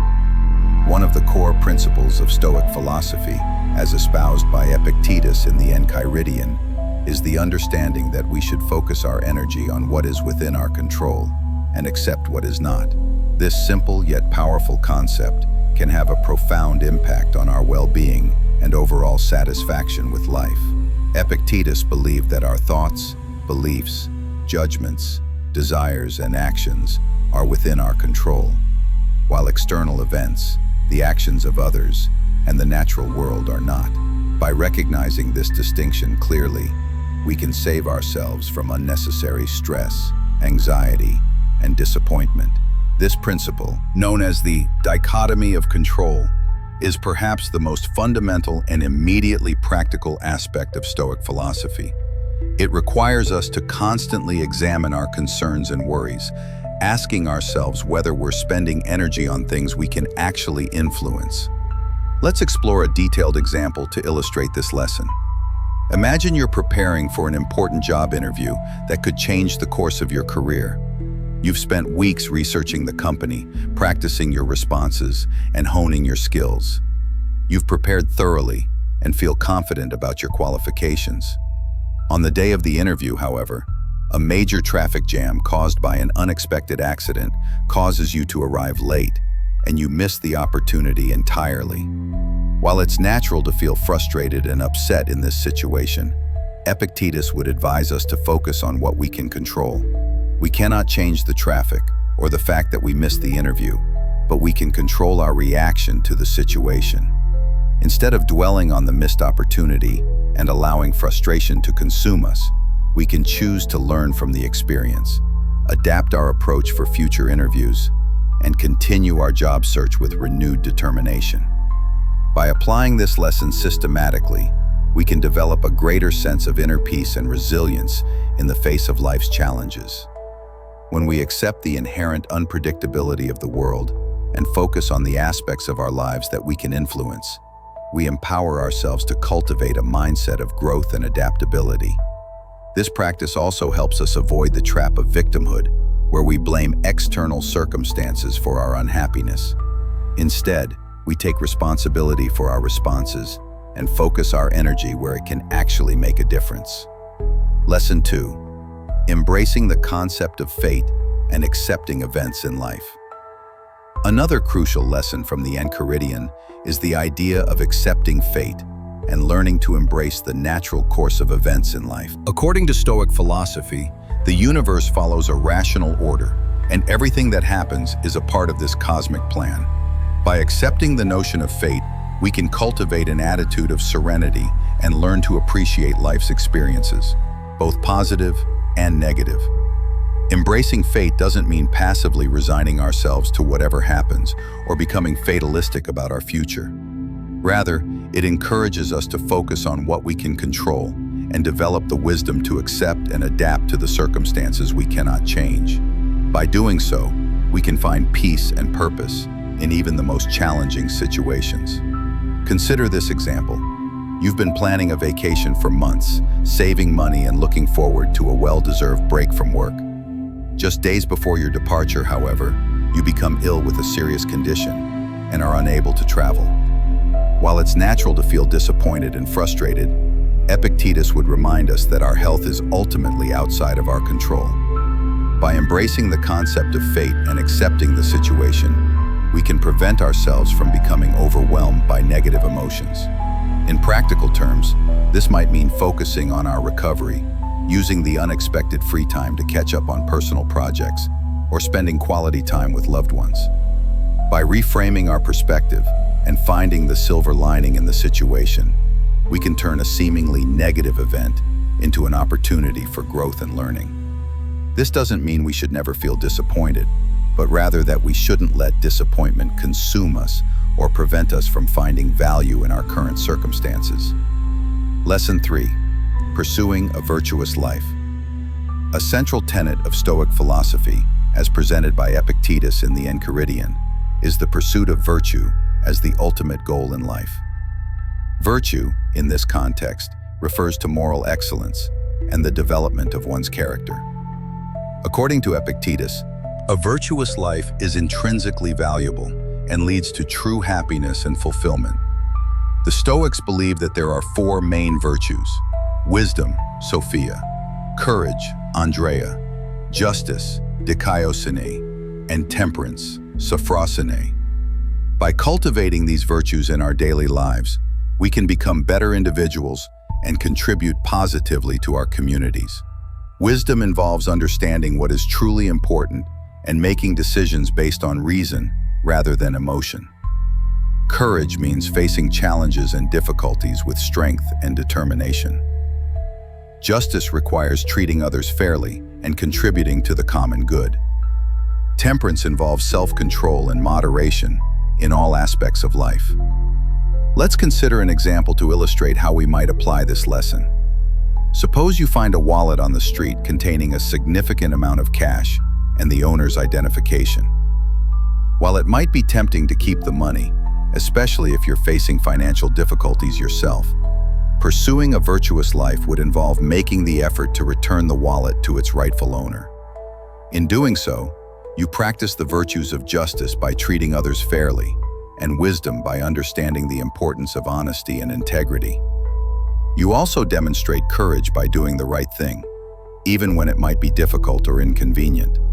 By consistently choosing virtuous actions, even in challenging situations, we develop our character and strengthen our moral compass.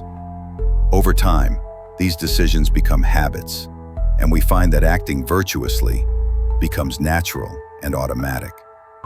This practice leads to a sense of deep satisfaction and self-respect, as well as the admiration of others. By prioritizing virtue above material possessions or external validation, we can create a solid foundation for lasting happiness and personal growth. Lesson 4. Detachment from material possessions and external circumstances.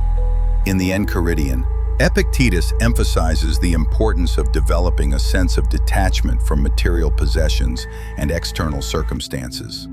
According to Stoic philosophy, our happiness and well-being should not be dependent on external factors, as they are inherently impermanent and outside our control. Instead, we should cultivate inner strength and self-sufficiency, finding contentment in our own actions and thoughts. By practicing detachment, we can free ourselves from the desire for external validation and the fear of loss. which can cause unnecessary suffering and anxiety.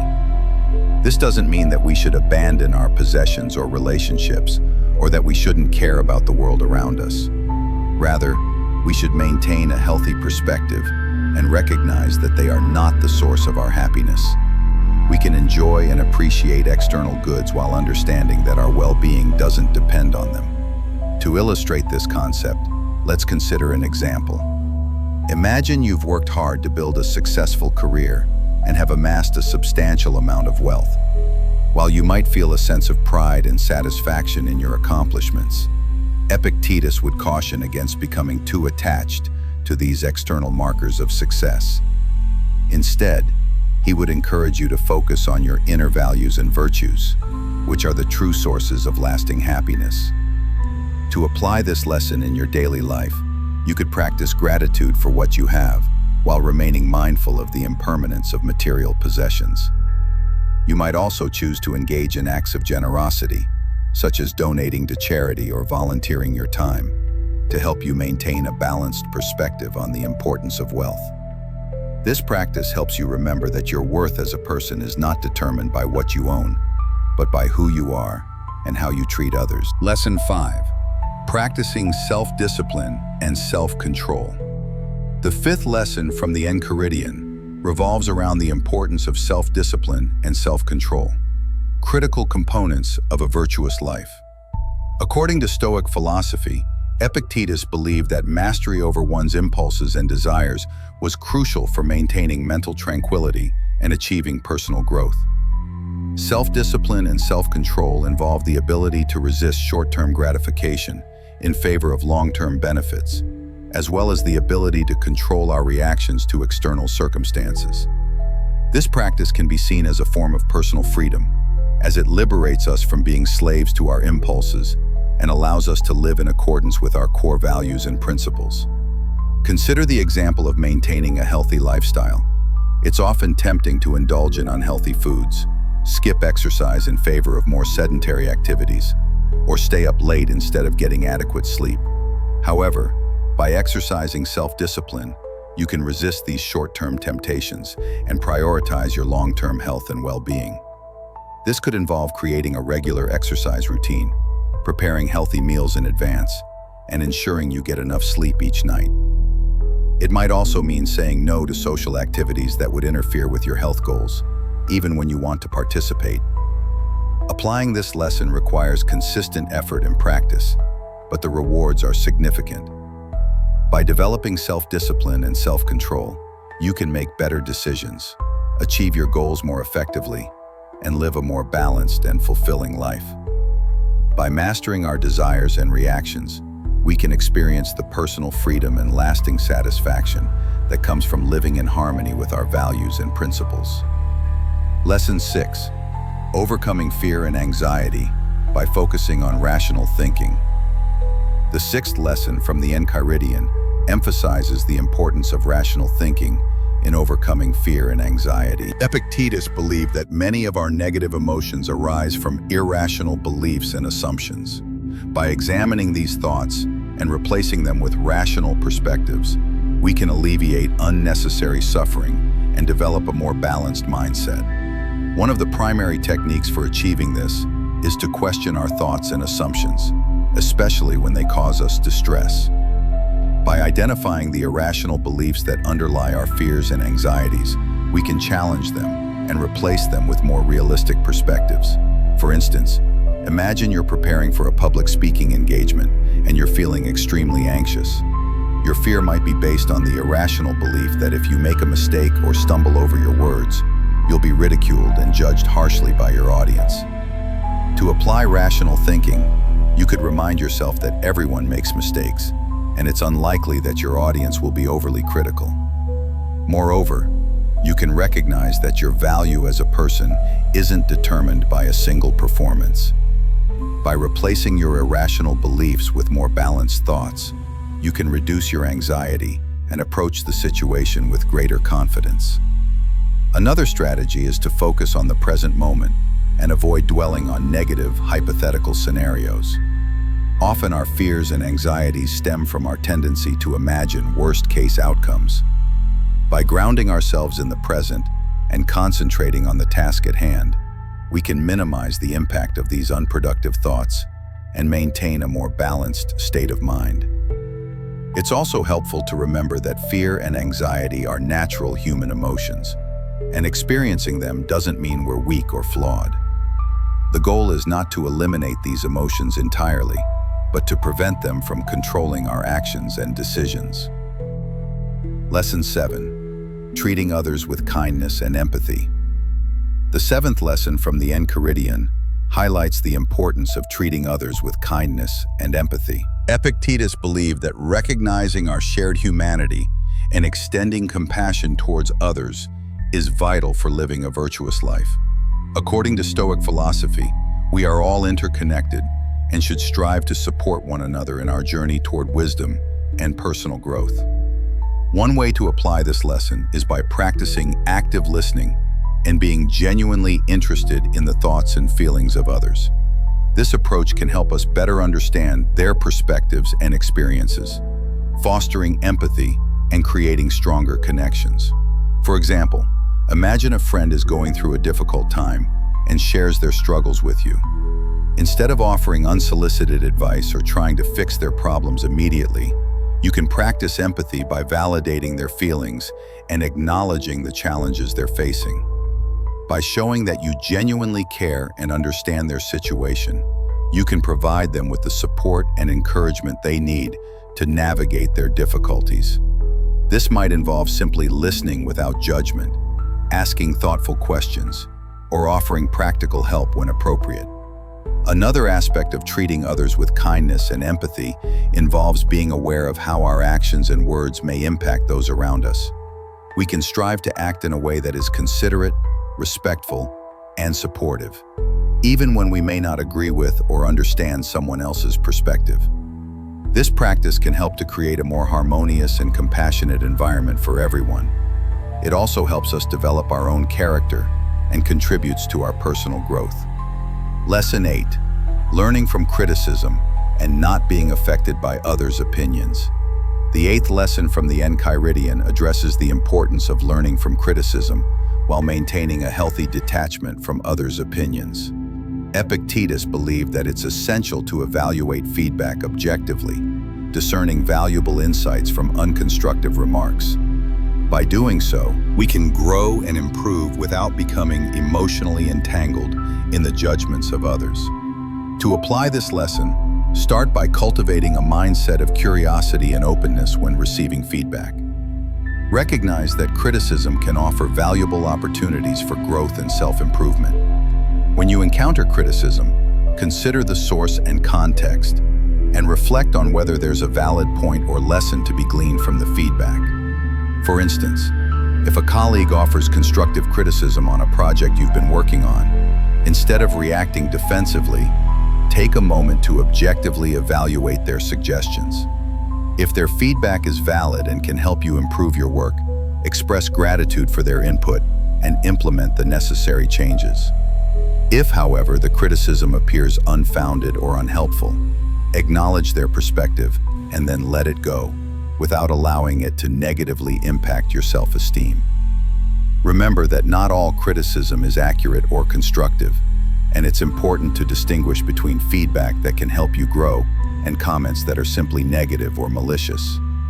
It's also essential to remember that others' opinions don't define your worth or abilities. By developing a strong sense of self-awareness and confidence in your own values and strengths, you can maintain emotional equilibrium and avoid being swayed by the judgments of others. This practice requires patience and self-compassion, as it can be challenging to receive criticism without taking it personally. However, by learning to separate constructive feedback from personal attacks, you can use criticism as a tool for growth while protecting your emotional well-being. Lesson 9. Developing resilience in the face of adversity.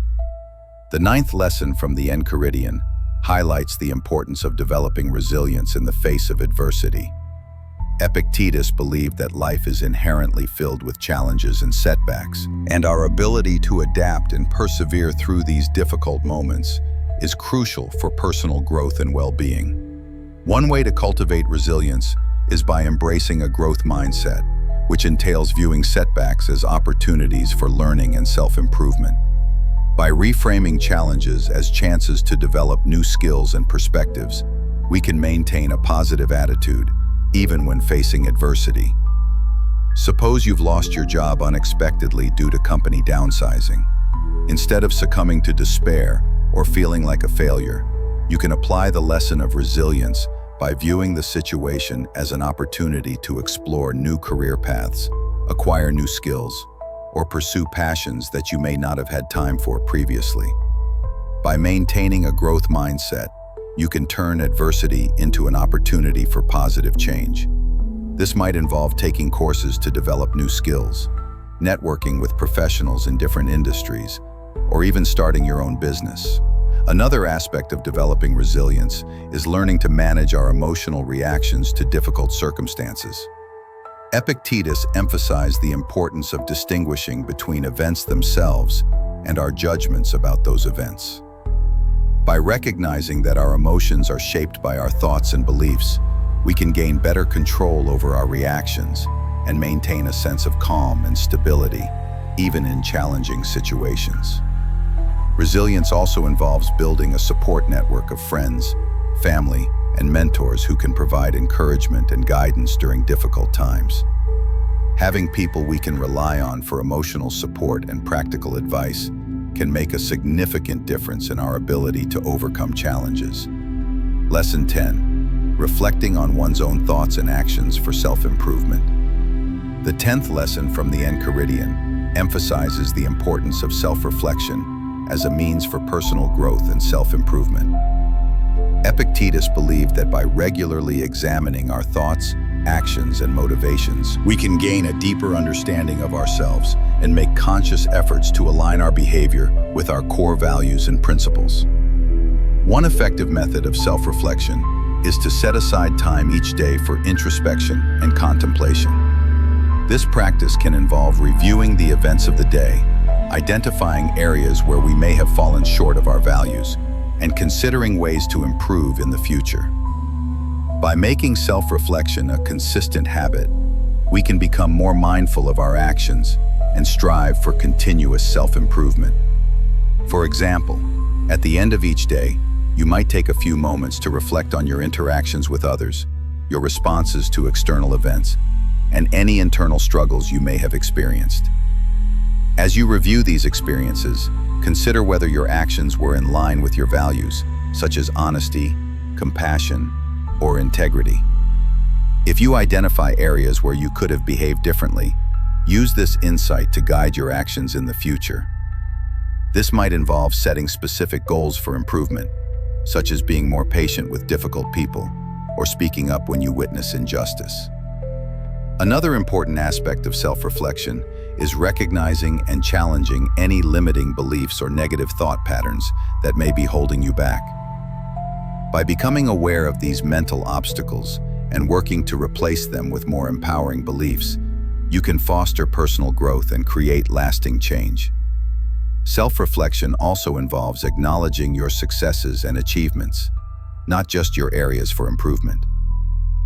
Recognizing your progress and celebrating your growth can help maintain motivation and build confidence in your ability to continue developing. The enduring legacy of Stoic wisdom. As we come to the conclusion of this enlightening journey through the top 10 lessons from Epictetus, we are reminded of the enduring wisdom and practical insights that the Enchiridion offers us. We began by understanding the significance of differentiating between what is in our control and what is not, learning to cultivate inner peace in a world often brimming with uncertainty. We then delved into the importance of embracing fate and accepting events in life with grace, fostering a sense of resilience and serenity in the face of adversity.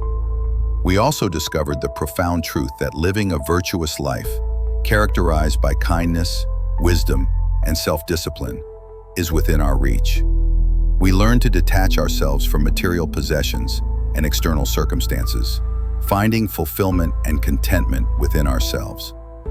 The lessons of practicing self-discipline and self-control, as well as treating others with kindness and empathy, were illuminated, reminding us of the fundamental principles of Stoic philosophy. We understood how to overcome fear and anxiety through rational thinking, learning to challenge and transform our irrational beliefs into balanced perspectives. In a world that often values external validation, we were shown the necessity of learning from criticism without being affected by others' opinions, fostering a healthy sense of self-worth and emotional resilience.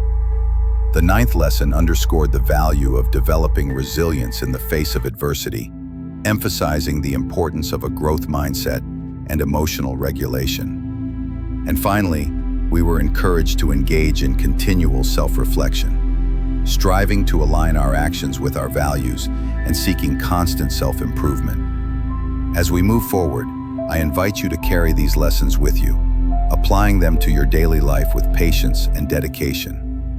Remember that Stoicism is not just a philosophy to be contemplated, but a way of life to be lived. Embodying these teachings can profoundly impact your perspective, your relationships, and your overall quality of life. Epictetus, once a slave who rose to become one of the most influential Stoic philosophers, leaves us with a remarkable legacy that transcends his humble beginnings.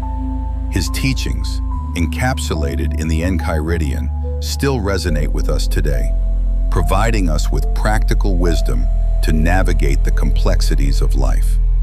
In a world that is continuously changing, the philosophy of Epictetus remains a steadfast guide, offering timeless insights into achieving a life of tranquility, virtue, and fulfillment. As we conclude, let us remember Epictetus's words. It's not what happens to you, but how you react to it that matters.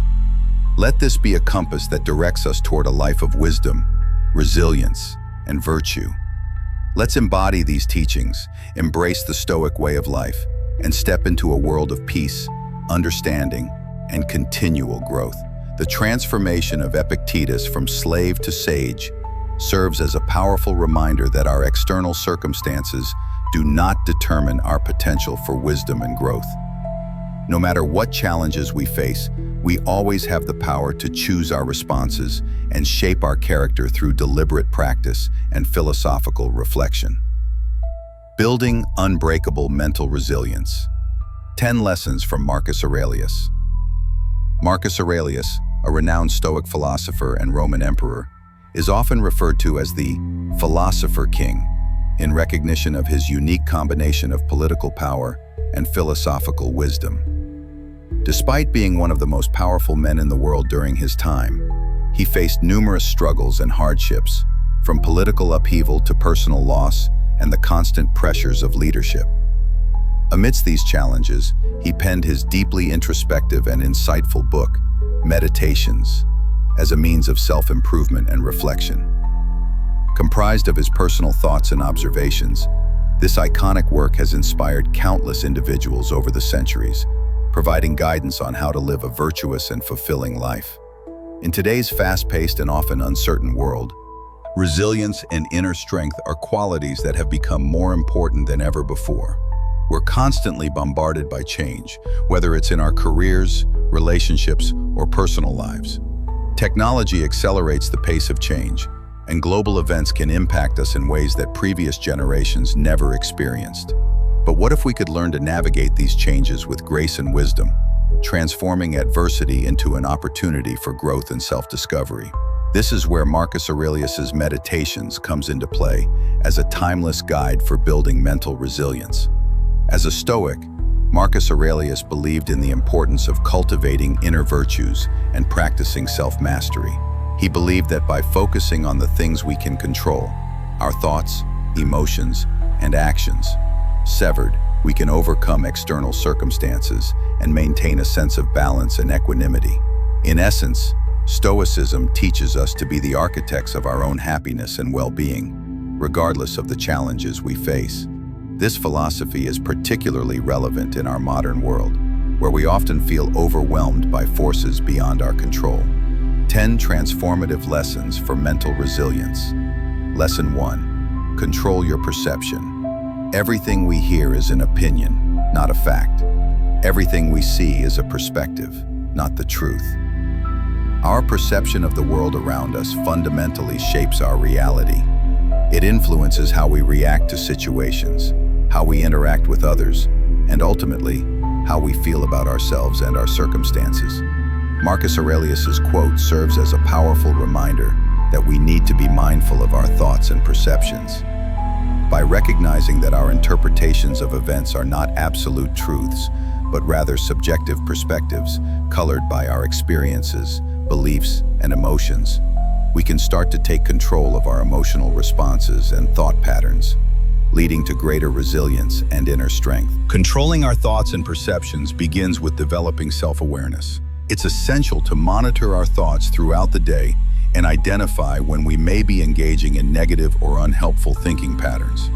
Once we become aware of these patterns, we can actively work to replace them with more constructive, rational perspectives. One practical tip for practicing this skill is to engage in daily mindfulness exercises. Mindfulness involves focusing on the present moment without judgment, allowing us to observe our thoughts and emotions as they arise without becoming overly attached or reactive to them. By practicing mindfulness regularly, we can develop greater self-awareness and learn to recognize when we need to shift our perceptions. Another technique to help control your perception is to challenge your thoughts through cognitive restructuring. This involves identifying any negative or irrational thoughts, then actively questioning and replacing them with more balanced and rational alternatives. For example, if you find yourself thinking, "I'm a failure because I didn't get that promotion," try to reframe the thought as, "I may not have gotten the promotion this time, but it doesn't define my worth or abilities.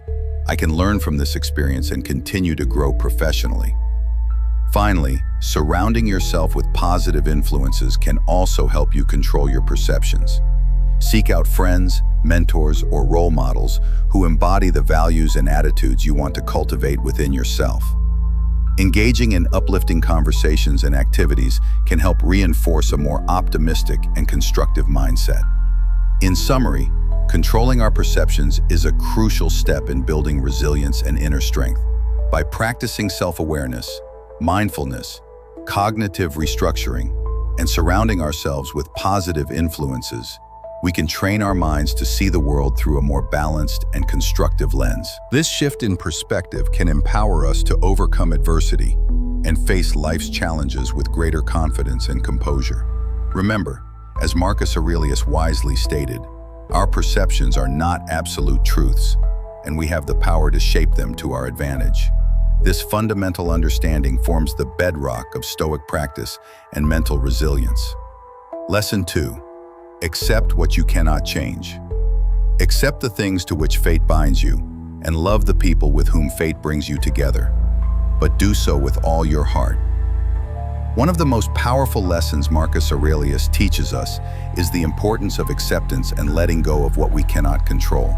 This is a fundamental principle of Stoicism and a key aspect of building resilience and inner strength. When we learn to embrace the unpredictability of life and accept circumstances beyond our control, we can focus our energy on what truly matters: our thoughts, emotions, and actions. Acceptance allows us to make peace with the present moment and find contentment despite life's inevitable ups and downs. By letting go of our need for control over external events, we free ourselves from the burden of worry, anxiety, and frustration, making it easier to navigate challenging situations with grace and wisdom. To adopt this mindset, start by recognizing the aspects of your life that are beyond your control. Make a comprehensive list of situations, events, or circumstances that you have no power over, and practice accepting them as they are. This exercise can help you become more aware of the difference between what you can and cannot control, allowing you to let go of any unproductive attempts to change what is out of your hands. Another helpful technique is to practice the art of non-attachment. Non-attachment involves acknowledging and appreciating the impermanent nature of life. By understanding that everything is transient and subject to change, we can develop a more balanced perspective and learn to accept the natural ebb and flow of life. When faced with a challenging situation, remind yourself that this too shall pass, and try to approach it with an open heart and mind.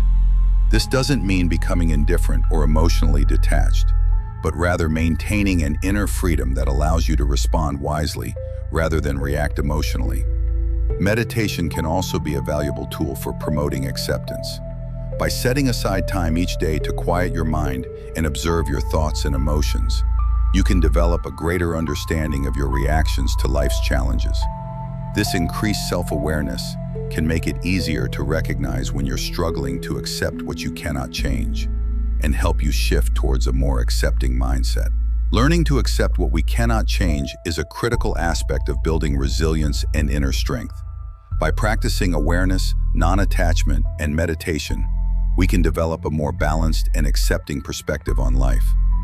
Embracing this mindset not only enables us to face adversity with grace and wisdom, but also allows us to appreciate the beauty and richness of life, as Marcus Aurelius so eloquently expressed in his quote, "Accept the things to which fate binds you, and love the people with whom fate brings you together, but do so with all your heart." Lesson 3. Focus on the present moment. Do not dwell in the past. Do not dream of the future. Concentrate the mind on the present moment. Marcus Aurelius emphasizes the importance of living in the present moment and not allowing ourselves to become consumed by regrets about the past or anxieties about the future. By concentrating our minds on the here and now, we can experience life more fully and develop a greater sense of inner peace and contentment. Focusing on the present moment has numerous benefits, including reduced stress and anxiety, increased self-awareness, and improved mental well-being. When we practice mindfulness and being present, we allow ourselves to truly engage with our experiences and emotions, instead of being constantly distracted by past regrets or future worries. This heightened sense of awareness enables us to gain a deeper understanding of ourselves and our environment, fostering personal growth and self-discovery. One way to develop the habit of being present is by engaging in mindfulness meditation. This form of meditation involves observing your thoughts and emotions without judgment, allowing you to become fully immersed in the present moment. To practice mindfulness meditation, simply find a quiet space, sit comfortably, and bring your attention to your breath. As thoughts and emotions arise, acknowledge them without judgment and gently guide your focus back to your breath. This practice can be done for as little as 5 minutes a day and can have a profound impact on your overall well-being and ability to stay present. Another technique to help you focus on the present moment is to incorporate mindful activities into your daily routine. This can include practices such as mindful eating, where you savor each bite and pay attention to the flavors and textures of your food, or mindful walking, where you observe your surroundings and the sensations of your body as you move. By integrating mindfulness into everyday activities, you can develop a greater appreciation for the present moment and become more in tune with your thoughts and emotions. This practice helps break the automatic pilot mode that many of us operate in and brings conscious awareness to our daily experiences. Consider setting aside time each day for reflection and self-assessment. Journaling can be an effective way to process your experiences, emotions, and thoughts, helping you become more aware of the present moment. By reflecting on your day and identifying patterns in your thoughts and behaviors, you can gain valuable insights that can help you stay focused on the present and make more conscious choices moving forward. The practice of gratitude can also help anchor you in the present moment. By taking time each day to acknowledge what you're grateful for, you shift your attention from what's lacking or problematic to what's positive and valuable in your current experience. Lesson 4. Cultivate humility and empathy. Whenever you are about to find fault with someone, ask yourself the following question: what fault of mine most nearly resembles the one I am about to criticize? Humility and empathy are essential virtues for building resilience and inner strength. They help us develop stronger relationships, create a more compassionate mindset, and foster greater self-awareness. Marcus Aurelius's quote serves as a reminder that before we judge or criticize others, we must first reflect on our own imperfections and strive to understand the experiences and feelings of those around us. Practicing humility involves recognizing that we are not infallible and that we can learn from others, regardless of their status or background. By adopting a humble attitude, we become more open to feedback and personal growth, enabling us to overcome challenges and adapt to new situations more effectively. To practice humility in your daily life, make an effort to listen more and speak less. Pay attention to the ideas and opinions of others, and be open to the possibility that you may be wrong or have something to learn from them. Additionally, be willing to admit your mistakes and take responsibility for your actions. This willingness to be vulnerable can help you grow as a person and develop a more resilient mindset. Empathy, on the other hand, involves putting yourself in another person's shoes and trying to understand their feelings, thoughts, and experiences. This ability to connect with others on a deeper level can help you navigate difficult situations and foster stronger relationships, ultimately making you more resilient in the face of adversity. To develop empathy, practice active listening when conversing with others. Give them your full attention and strive to understand their perspective without judgment. Ask open-ended questions to encourage deeper sharing and show genuine interest in their feelings and experiences. Try to suspend your own agenda and truly focus on understanding where the other person is coming from, even if you disagree with their viewpoint. Volunteering or engaging in acts of service can also help you build empathy. Helping others, especially those in need or facing challenges, can provide you with a greater understanding of their experiences and emotions, fostering a deeper sense of compassion and empathy. When you witness suffering or struggle firsthand, it often puts your own challenges in perspective and develops your capacity for understanding human nature. Humility and empathy are key components of building resilience and inner strength. By practicing active listening, engaging in self-reflection, and participating in activities that foster compassion, we can develop a more empathetic and humble outlook on life. These qualities not only make us better people, but also help us build stronger connections with others and navigate life's challenges with greater wisdom and understanding. Lesson 5. Practice gratitude. When you arise in the morning, think of what a precious privilege it is to be alive, to breathe, to think, to enjoy, to love. Marcus Aurelius reminds us of the power and importance of gratitude in our lives.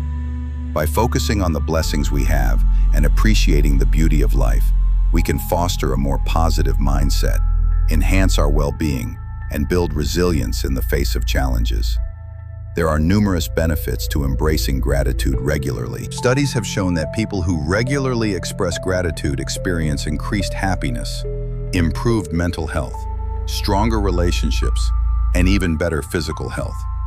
Grateful individuals tend to be more optimistic, have lower levels of stress and anxiety, and are better equipped to handle difficult situations.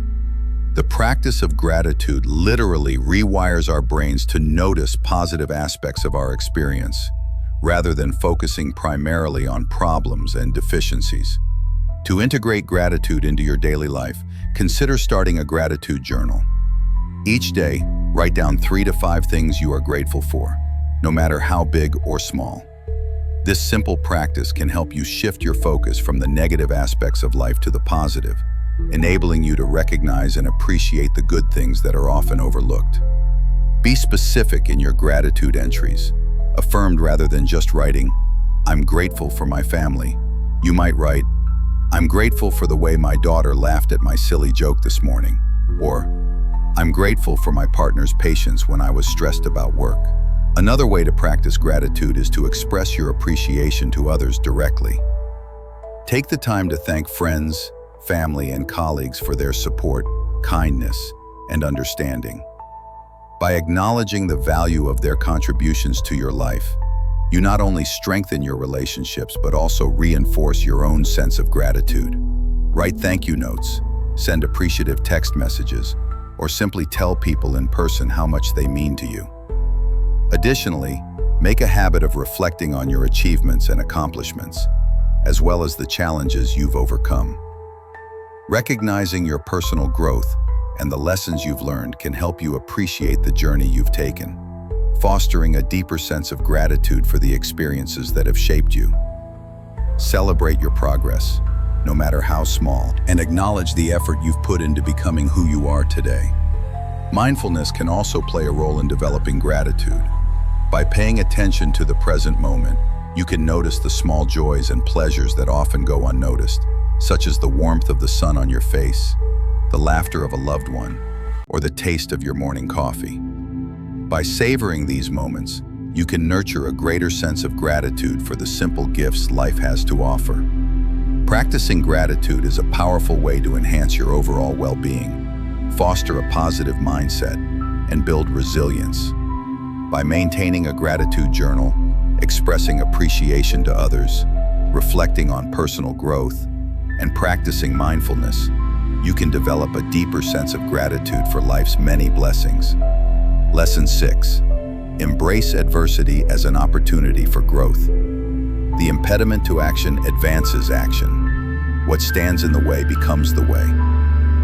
In this powerful lesson, Marcus Aurelius teaches us to view adversity not as an insurmountable obstacle, but as an opportunity for personal growth and self-improvement. By shifting our perspective on challenges and setbacks, we can develop greater resilience and inner strength, allowing us to overcome even the most difficult situations. This famous quote encapsulates one of the most transformative aspects of Stoic philosophy: the ability to find opportunity within obstacle, to discover strength through struggle, and to use resistance as a tool for growth. Challenges can be opportunities for personal growth in several ways. They can help us build new skills, gain valuable experience, and learn more about ourselves and our capabilities. Additionally, overcoming adversity can foster a greater sense of self-confidence as we recognize our ability to navigate difficult situations and emerge stronger on the other side. Each challenge we face teaches us something about our character, our values, and our capacity for resilience. To reframe adversity as a chance to learn and grow, start by adopting a growth mindset. A growth mindset is the belief that our abilities and intelligence can be developed through dedication and hard work. When faced with a challenge, ask yourself what skills or knowledge you can acquire from the experience and how it can help you become a better, more capable person. Instead of asking, "Why is this happening to me?" try asking, "What can I learn from this?" Or, "How can this experience make me stronger?" Another technique to help you embrace adversity as an opportunity for growth is to practice reframing negative thoughts. When encountering a difficult situation, try to identify the negative thoughts that arise and consciously shift them into more positive, empowering statements. For example, if you find yourself thinking, "I'll never be able to handle this," reframe it as, "This is a challenging situation, but I can learn and grow from it." Or, "I may not know how to handle this yet, but I can figure it out." You can also seek inspiration from the stories of others who have overcome adversity and achieved personal growth. Research the lives of famous figures, read biographies, or listen to podcasts about individuals who have faced significant challenges and use them as stepping stones to success. These examples can serve as a powerful reminder of the potential for growth and transformation that lies within every obstacle. Learning about how others have transformed their struggles into strengths can provide both motivation and practical strategies for your own challenges. Lastly, consider seeking support from friends, family, or professional counselors when faced with adversity. Surrounding yourself with a supportive network can provide valuable encouragement, advice, and perspective, helping you to view challenges as opportunities for growth rather than insurmountable barriers. Don't hesitate to reach out for help when you need it. Segregationing support is itself a sign of wisdom and strength. Embracing adversity as an opportunity for growth is a key component of building resilience and inner strength.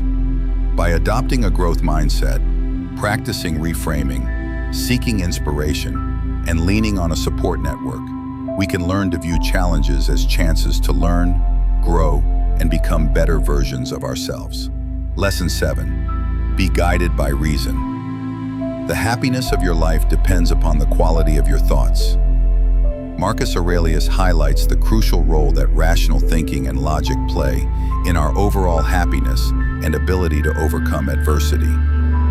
By guiding our thoughts and actions with reason, we can make more informed decisions, manage our emotions more effectively, and navigate challenges with greater clarity and resilience.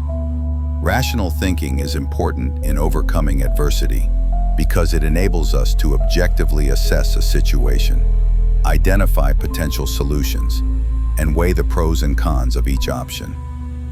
By approaching challenges with a logical mindset, we can minimize the influence of impulsive emotions, such as fear or anger, which can often cloud our judgment and lead to poor decision-making. When we're guided by reason, we're less likely to be overwhelmed by emotional reactions and more likely to respond thoughtfully and effectively. One way to develop rational thinking is by practicing critical thinking skills. This involves questioning assumptions, evaluating evidence, and considering alternative viewpoints.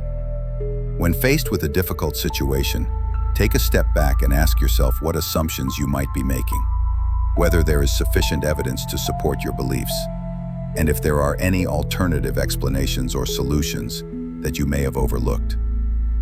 Challenge yourself to look at problems from multiple angles and consider perspectives you might not have initially considered. Another strategy for cultivating rational thinking is to engage in regular self-reflection. By periodically examining our thoughts, beliefs, and actions, we can gain a deeper understanding of our motivations, biases, and thought patterns. This self-awareness can help us recognize when our thinking may be influenced by emotions or false assumptions, allowing us to redirect our thoughts toward a more logical and reasoned approach. Keep a journal where you record not just events but your thoughts and reactions to them. Then review these entries to identify patterns in your thinking. It's also important to practice emotional regulation, as strong emotions can often interfere with rational thinking. Techniques such as mindfulness meditation, deep breathing exercises, and progressive muscle relaxation can help you manage your emotions more effectively, creating the mental space needed for clear, logical thinking. When you notice strong emotions arising, take a pause before making important decisions and allow yourself time to process these feelings constructively. Finally, consider seeking out opportunities to learn and develop your problem-solving skills. Engage in activities that challenge your mind, such as solving puzzles, playing strategy games, reading complex literature, or participating in debates. These experiences can help sharpen your logical thinking abilities and enhance your capacity to approach adversity with reason and clarity. The more you exercise your rational thinking muscles, the stronger and more reliable they become. Being guided by reason is a vital component of overcoming adversity and building resilience. By practicing critical thinking, engaging in self-reflection, managing emotions, and honing problem-solving skills, we can develop a more rational mindset that allows us to navigate life's challenges with greater clarity and success. Lesson 8. Cultivate inner peace. The soul becomes dyed with the color of its thoughts. Marcus Aurelius emphasizes the profound impact our thoughts have on our emotional state and inner peace. Cultivating inner peace is essential in building resilience and maintaining emotional balance, as it allows us to navigate challenges more effectively and maintain a sense of calm in the face of adversity. Inner peace is important for several reasons. First, it helps us manage stress and anxiety more effectively. When we are at peace with ourselves, we are better equipped to handle the pressures and uncertainties that life inevitably presents. This emotional balance can help prevent burnout, reduce the risk of mental health issues, and promote overall well-being. Second, inner peace allows us to think more clearly and make better decisions. When our minds are not clouded by emotional turbulence, we can approach challenges with a greater sense of clarity and focus, allowing us to develop more effective solutions and strategies. An effective way for cultivating inner peace is engaging in activities that bring you joy and relaxation. This might include spending time in nature, pursuing hobbies that you're passionate about, listening to music, reading, or connecting with loved ones. Prioritizing self-care and nurturing activities can help replenish your emotional reserves and promote a sense of balance and tranquility. Make time for these activities regularly, even when life gets busy. They're not luxuries but necessities for maintaining your mental health. It's also essential to develop healthy coping mechanisms for managing stress and negative emotions. This might involve practicing deep breathing exercises, engaging in physical activities such as yoga or walking, or using progressive muscle relaxation techniques. These techniques can help release tension and restore emotional equilibrium when you're feeling overwhelmed or anxious. Experiment with different stress management techniques to find what works best for you. Creating boundaries in your life is another important aspect of cultivating inner peace. This might mean learning to say no to commitments that don't align with your values or priorities, limiting exposure to negative news or toxic relationships, or setting aside time each day for solitude and reflection. Boundaries help protect your mental and emotional energy, allowing you to maintain your inner peace even in challenging circumstances. Lastly, consider adopting a regular gratitude practice as discussed earlier. By focusing on the positives in your life and expressing gratitude for the blessings you have, you can foster a more optimistic outlook and cultivate a sense of inner peace. Gratitude helps shift your focus from what's wrong or lacking to what's good and abundant in your life, promoting feelings of contentment and peace. Cultivating inner peace is a fundamental aspect of building resilience and maintaining emotional well-being. By engaging in nurturing activities, developing healthy coping mechanisms, creating appropriate boundaries, and practicing gratitude, you can develop the inner peace necessary to navigate life's challenges with grace and wisdom. Lesson 9. Practice detachment. Attach yourself to what is spiritually superior, regardless of what other people think or do. In this lesson, Marcus Aurelius encourages us to practice detachment from external events and circumstances. By focusing on our inner values and spiritual growth, rather than seeking validation or fulfillment from external sources, we can develop greater resilience and inner strength. The benefits of detachment are numerous and profound. Detachment allows us to maintain a sense of equanimity and emotional stability, even in the face of adversity or challenging situations. It also helps us avoid becoming overly attached to outcomes, possessions, or the opinions of others, which can lead to stress, anxiety, and disappointment when these external factors change or don't meet our expectations. To cultivate detachment in daily life, begin by becoming more mindful of your thoughts and reactions to external events. Pay attention to how you respond to situations and practice observing your emotions and thoughts without becoming overly attached or identified with them. This increased self-awareness can help you recognize when you may be overly invested in external circumstances and make a conscious effort to shift your focus inward. Notice when you find yourself becoming anxious or upset about things outside your control, and gently redirect your attention to what you can influence. Another tip for practicing detachment is to regularly remind yourself of the impermanent nature of life. Recognize that possessions, relationships, and circumstances are all subject to change, and that seeking lasting happiness from these sources is ultimately futile. Instead, strive to find inner contentment and fulfillment by focusing on your personal growth, values, and spirituality. This doesn't mean becoming indifferent to the world around you, but rather maintaining an inner freedom that allows you to engage fully while not being controlled by outcomes. Developing a strong sense of self and knowing your core values can also help you cultivate detachment. When you have a clear understanding of what truly matters to you, it becomes easier to let go of external factors that may not align with your values. Spend time reflecting on your core beliefs and use them as a guiding force in your decision-making and actions. Let your values be your anchor in the storm of external circumstances. Lastly, engage in regular spiritual or reflective practices, such as meditation, journaling, or prayer. These practices can help you deepen your connection to your inner self, promoting a sense of detachment from external influences and fostering a greater focus on personal growth and spiritual development. Whatever form of spiritual practice resonates with you, make it a regular part of your routine. Practicing detachment from external events and circumstances can be a powerful tool for building resilience and inner strength.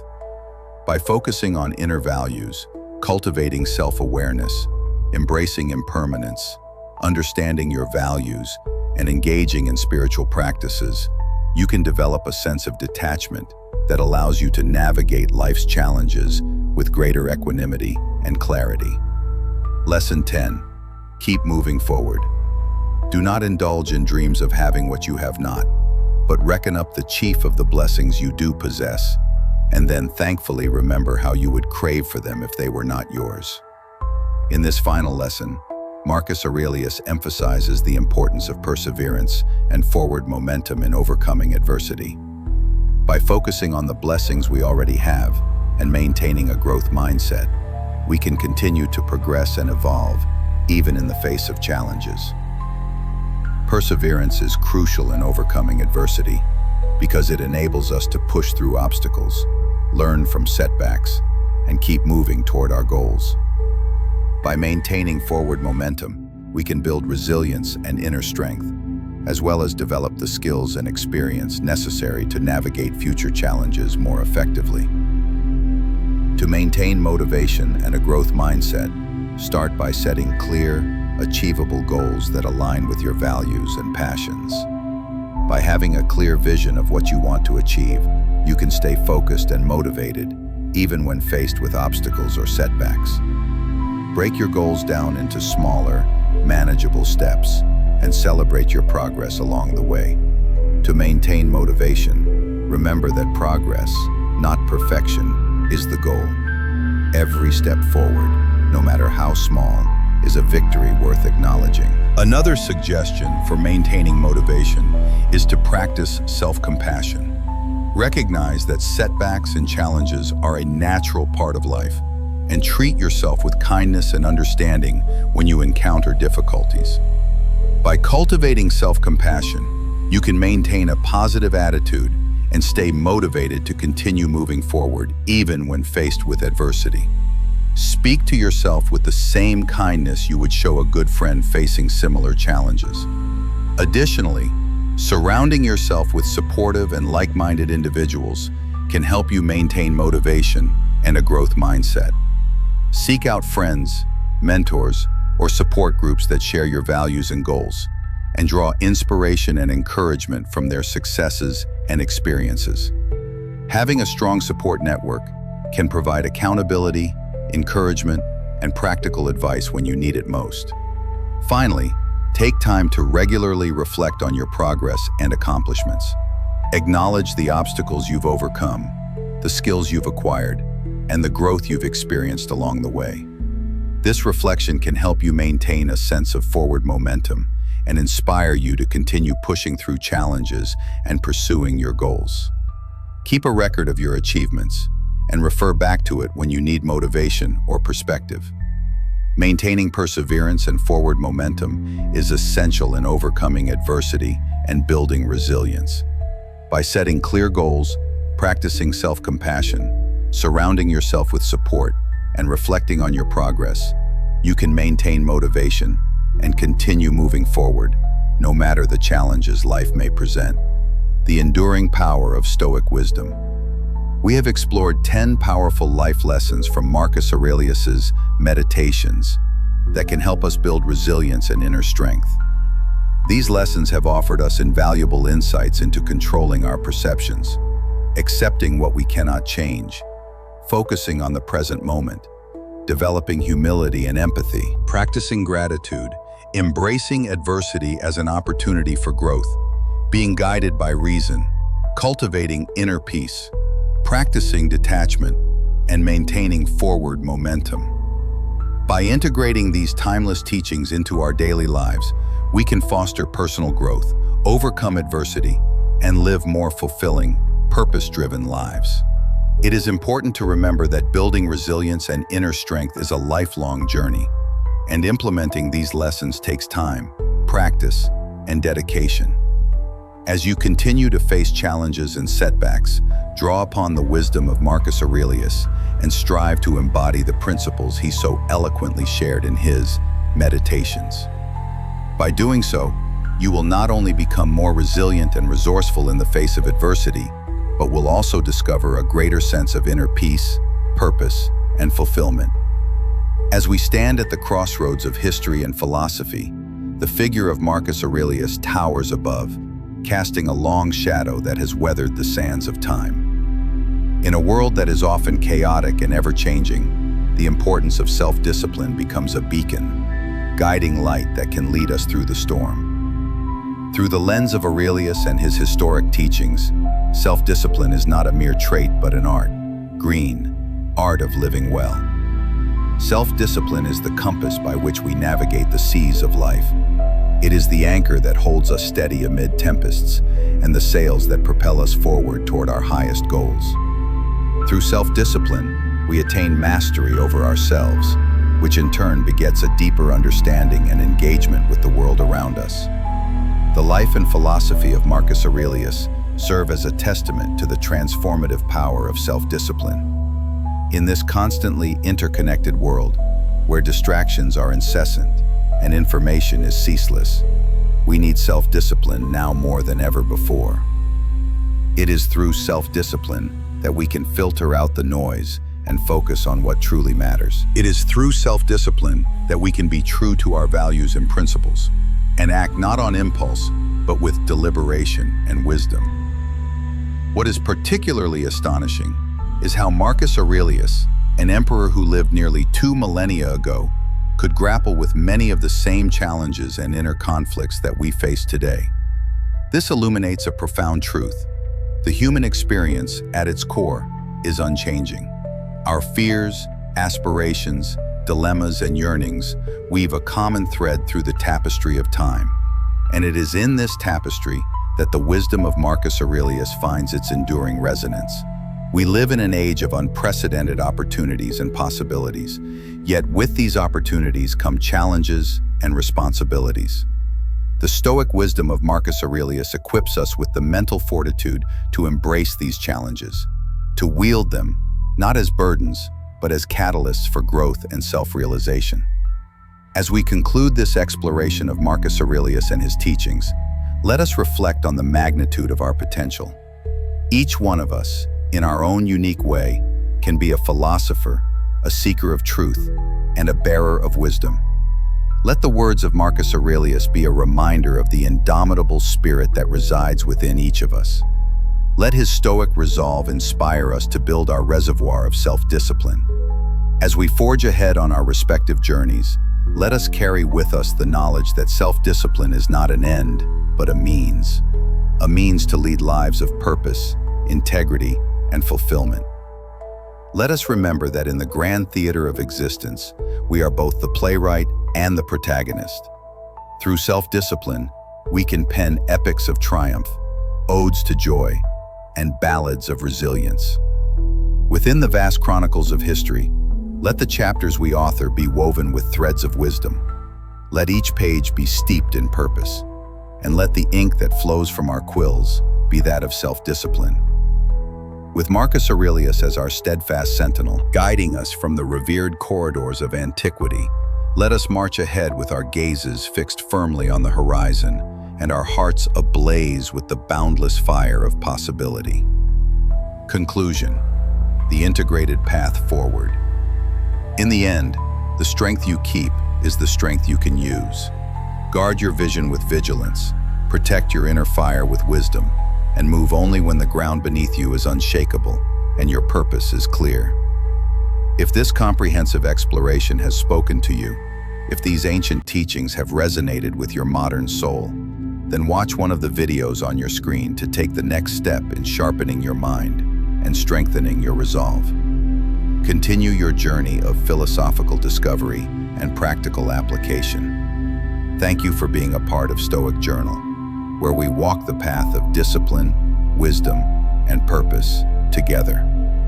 Thank you for joining us on this transformative journey through the realms of Stoicism, minimalism, and the universal wisdom that connects East and West, ancient and modern, theory and practice.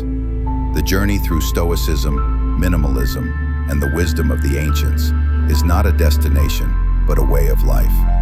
A comprehensive approach to human flourishing that encompasses every aspect of our existence. It is a commitment to growth, to virtue, and to the relentless pursuit of wisdom in all its forms. As you apply these teachings to your daily life, remember that every small step forward is a victory worth celebrating. Every moment of clarity is progress worth acknowledging, and every act of virtue contributes to the greater good of humanity. May your path be guided by reason and illuminated by wisdom, your heart filled with compassion and understanding, and your spirit strengthened by the timeless wisdom of those who walked before us. The ancient philosophers have lit the torch of knowledge. Now it is ours to carry it forward, illuminating the way for ourselves and others who seek to live with purpose, dignity, and unshakable inner strength. The convergence of these philosophical traditions offers us a comprehensive framework for living that addresses every aspect of human experience, from our relationship with material possessions to our response to adversity, from our interactions with others to our inner dialogue with ourselves. This is not merely an intellectual exercise, but a practical guide for transformation that can be applied immediately and continuously refined throughout our lives. As you continue on your journey, remember that philosophy is not meant to be a passive pursuit, but an active practice. The wisdom of Epictetus, Marcus Aurelius, and Seneca, combined with the practical insights of minimalism and the universal principles found in Eastern traditions, provides us with a complete toolkit for navigating the complexities of modern life while maintaining our connection to timeless truths. Whether you are just beginning your exploration of these ideas, or you are a seasoned practitioner seeking to deepen your understanding, the path forward is clear. Apply these principles consistently, be patient with your progress, and remain open to the continuous learning and growth that this integrated approach to wisdom makes possible. In a world that often feels chaotic and uncertain, these teachings offer us an anchor, not in external circumstances that are beyond our control, but in the unshakable foundation of virtue, wisdom, and inner strength that no external force can touch. This is the true gift of philosophical living, the knowledge that regardless of what life brings, we have within us everything we need to respond with grace, wisdom, and unwavering integrity. The ancient Stoics spoke of the cosmopolis, the universal city in which all rational beings are citizens. Today, more than ever, we are part of this global community, connected across time and space by our shared humanity and our common quest for meaning, purpose, and authentic happiness. As you apply these teachings in your own life, you become part of this timeless tradition, contributing to the ongoing conversation about what it means to live well, and helping to preserve and transmit this wisdom to future generations. May your practice be consistent, your growth be continuous, and your contribution to the greater good be lasting. The path of wisdom is long, but every step taken with intention and purpose brings us closer to the life we are meant to live. Anjur's a life of virtue, meaning, and unshakable inner peace.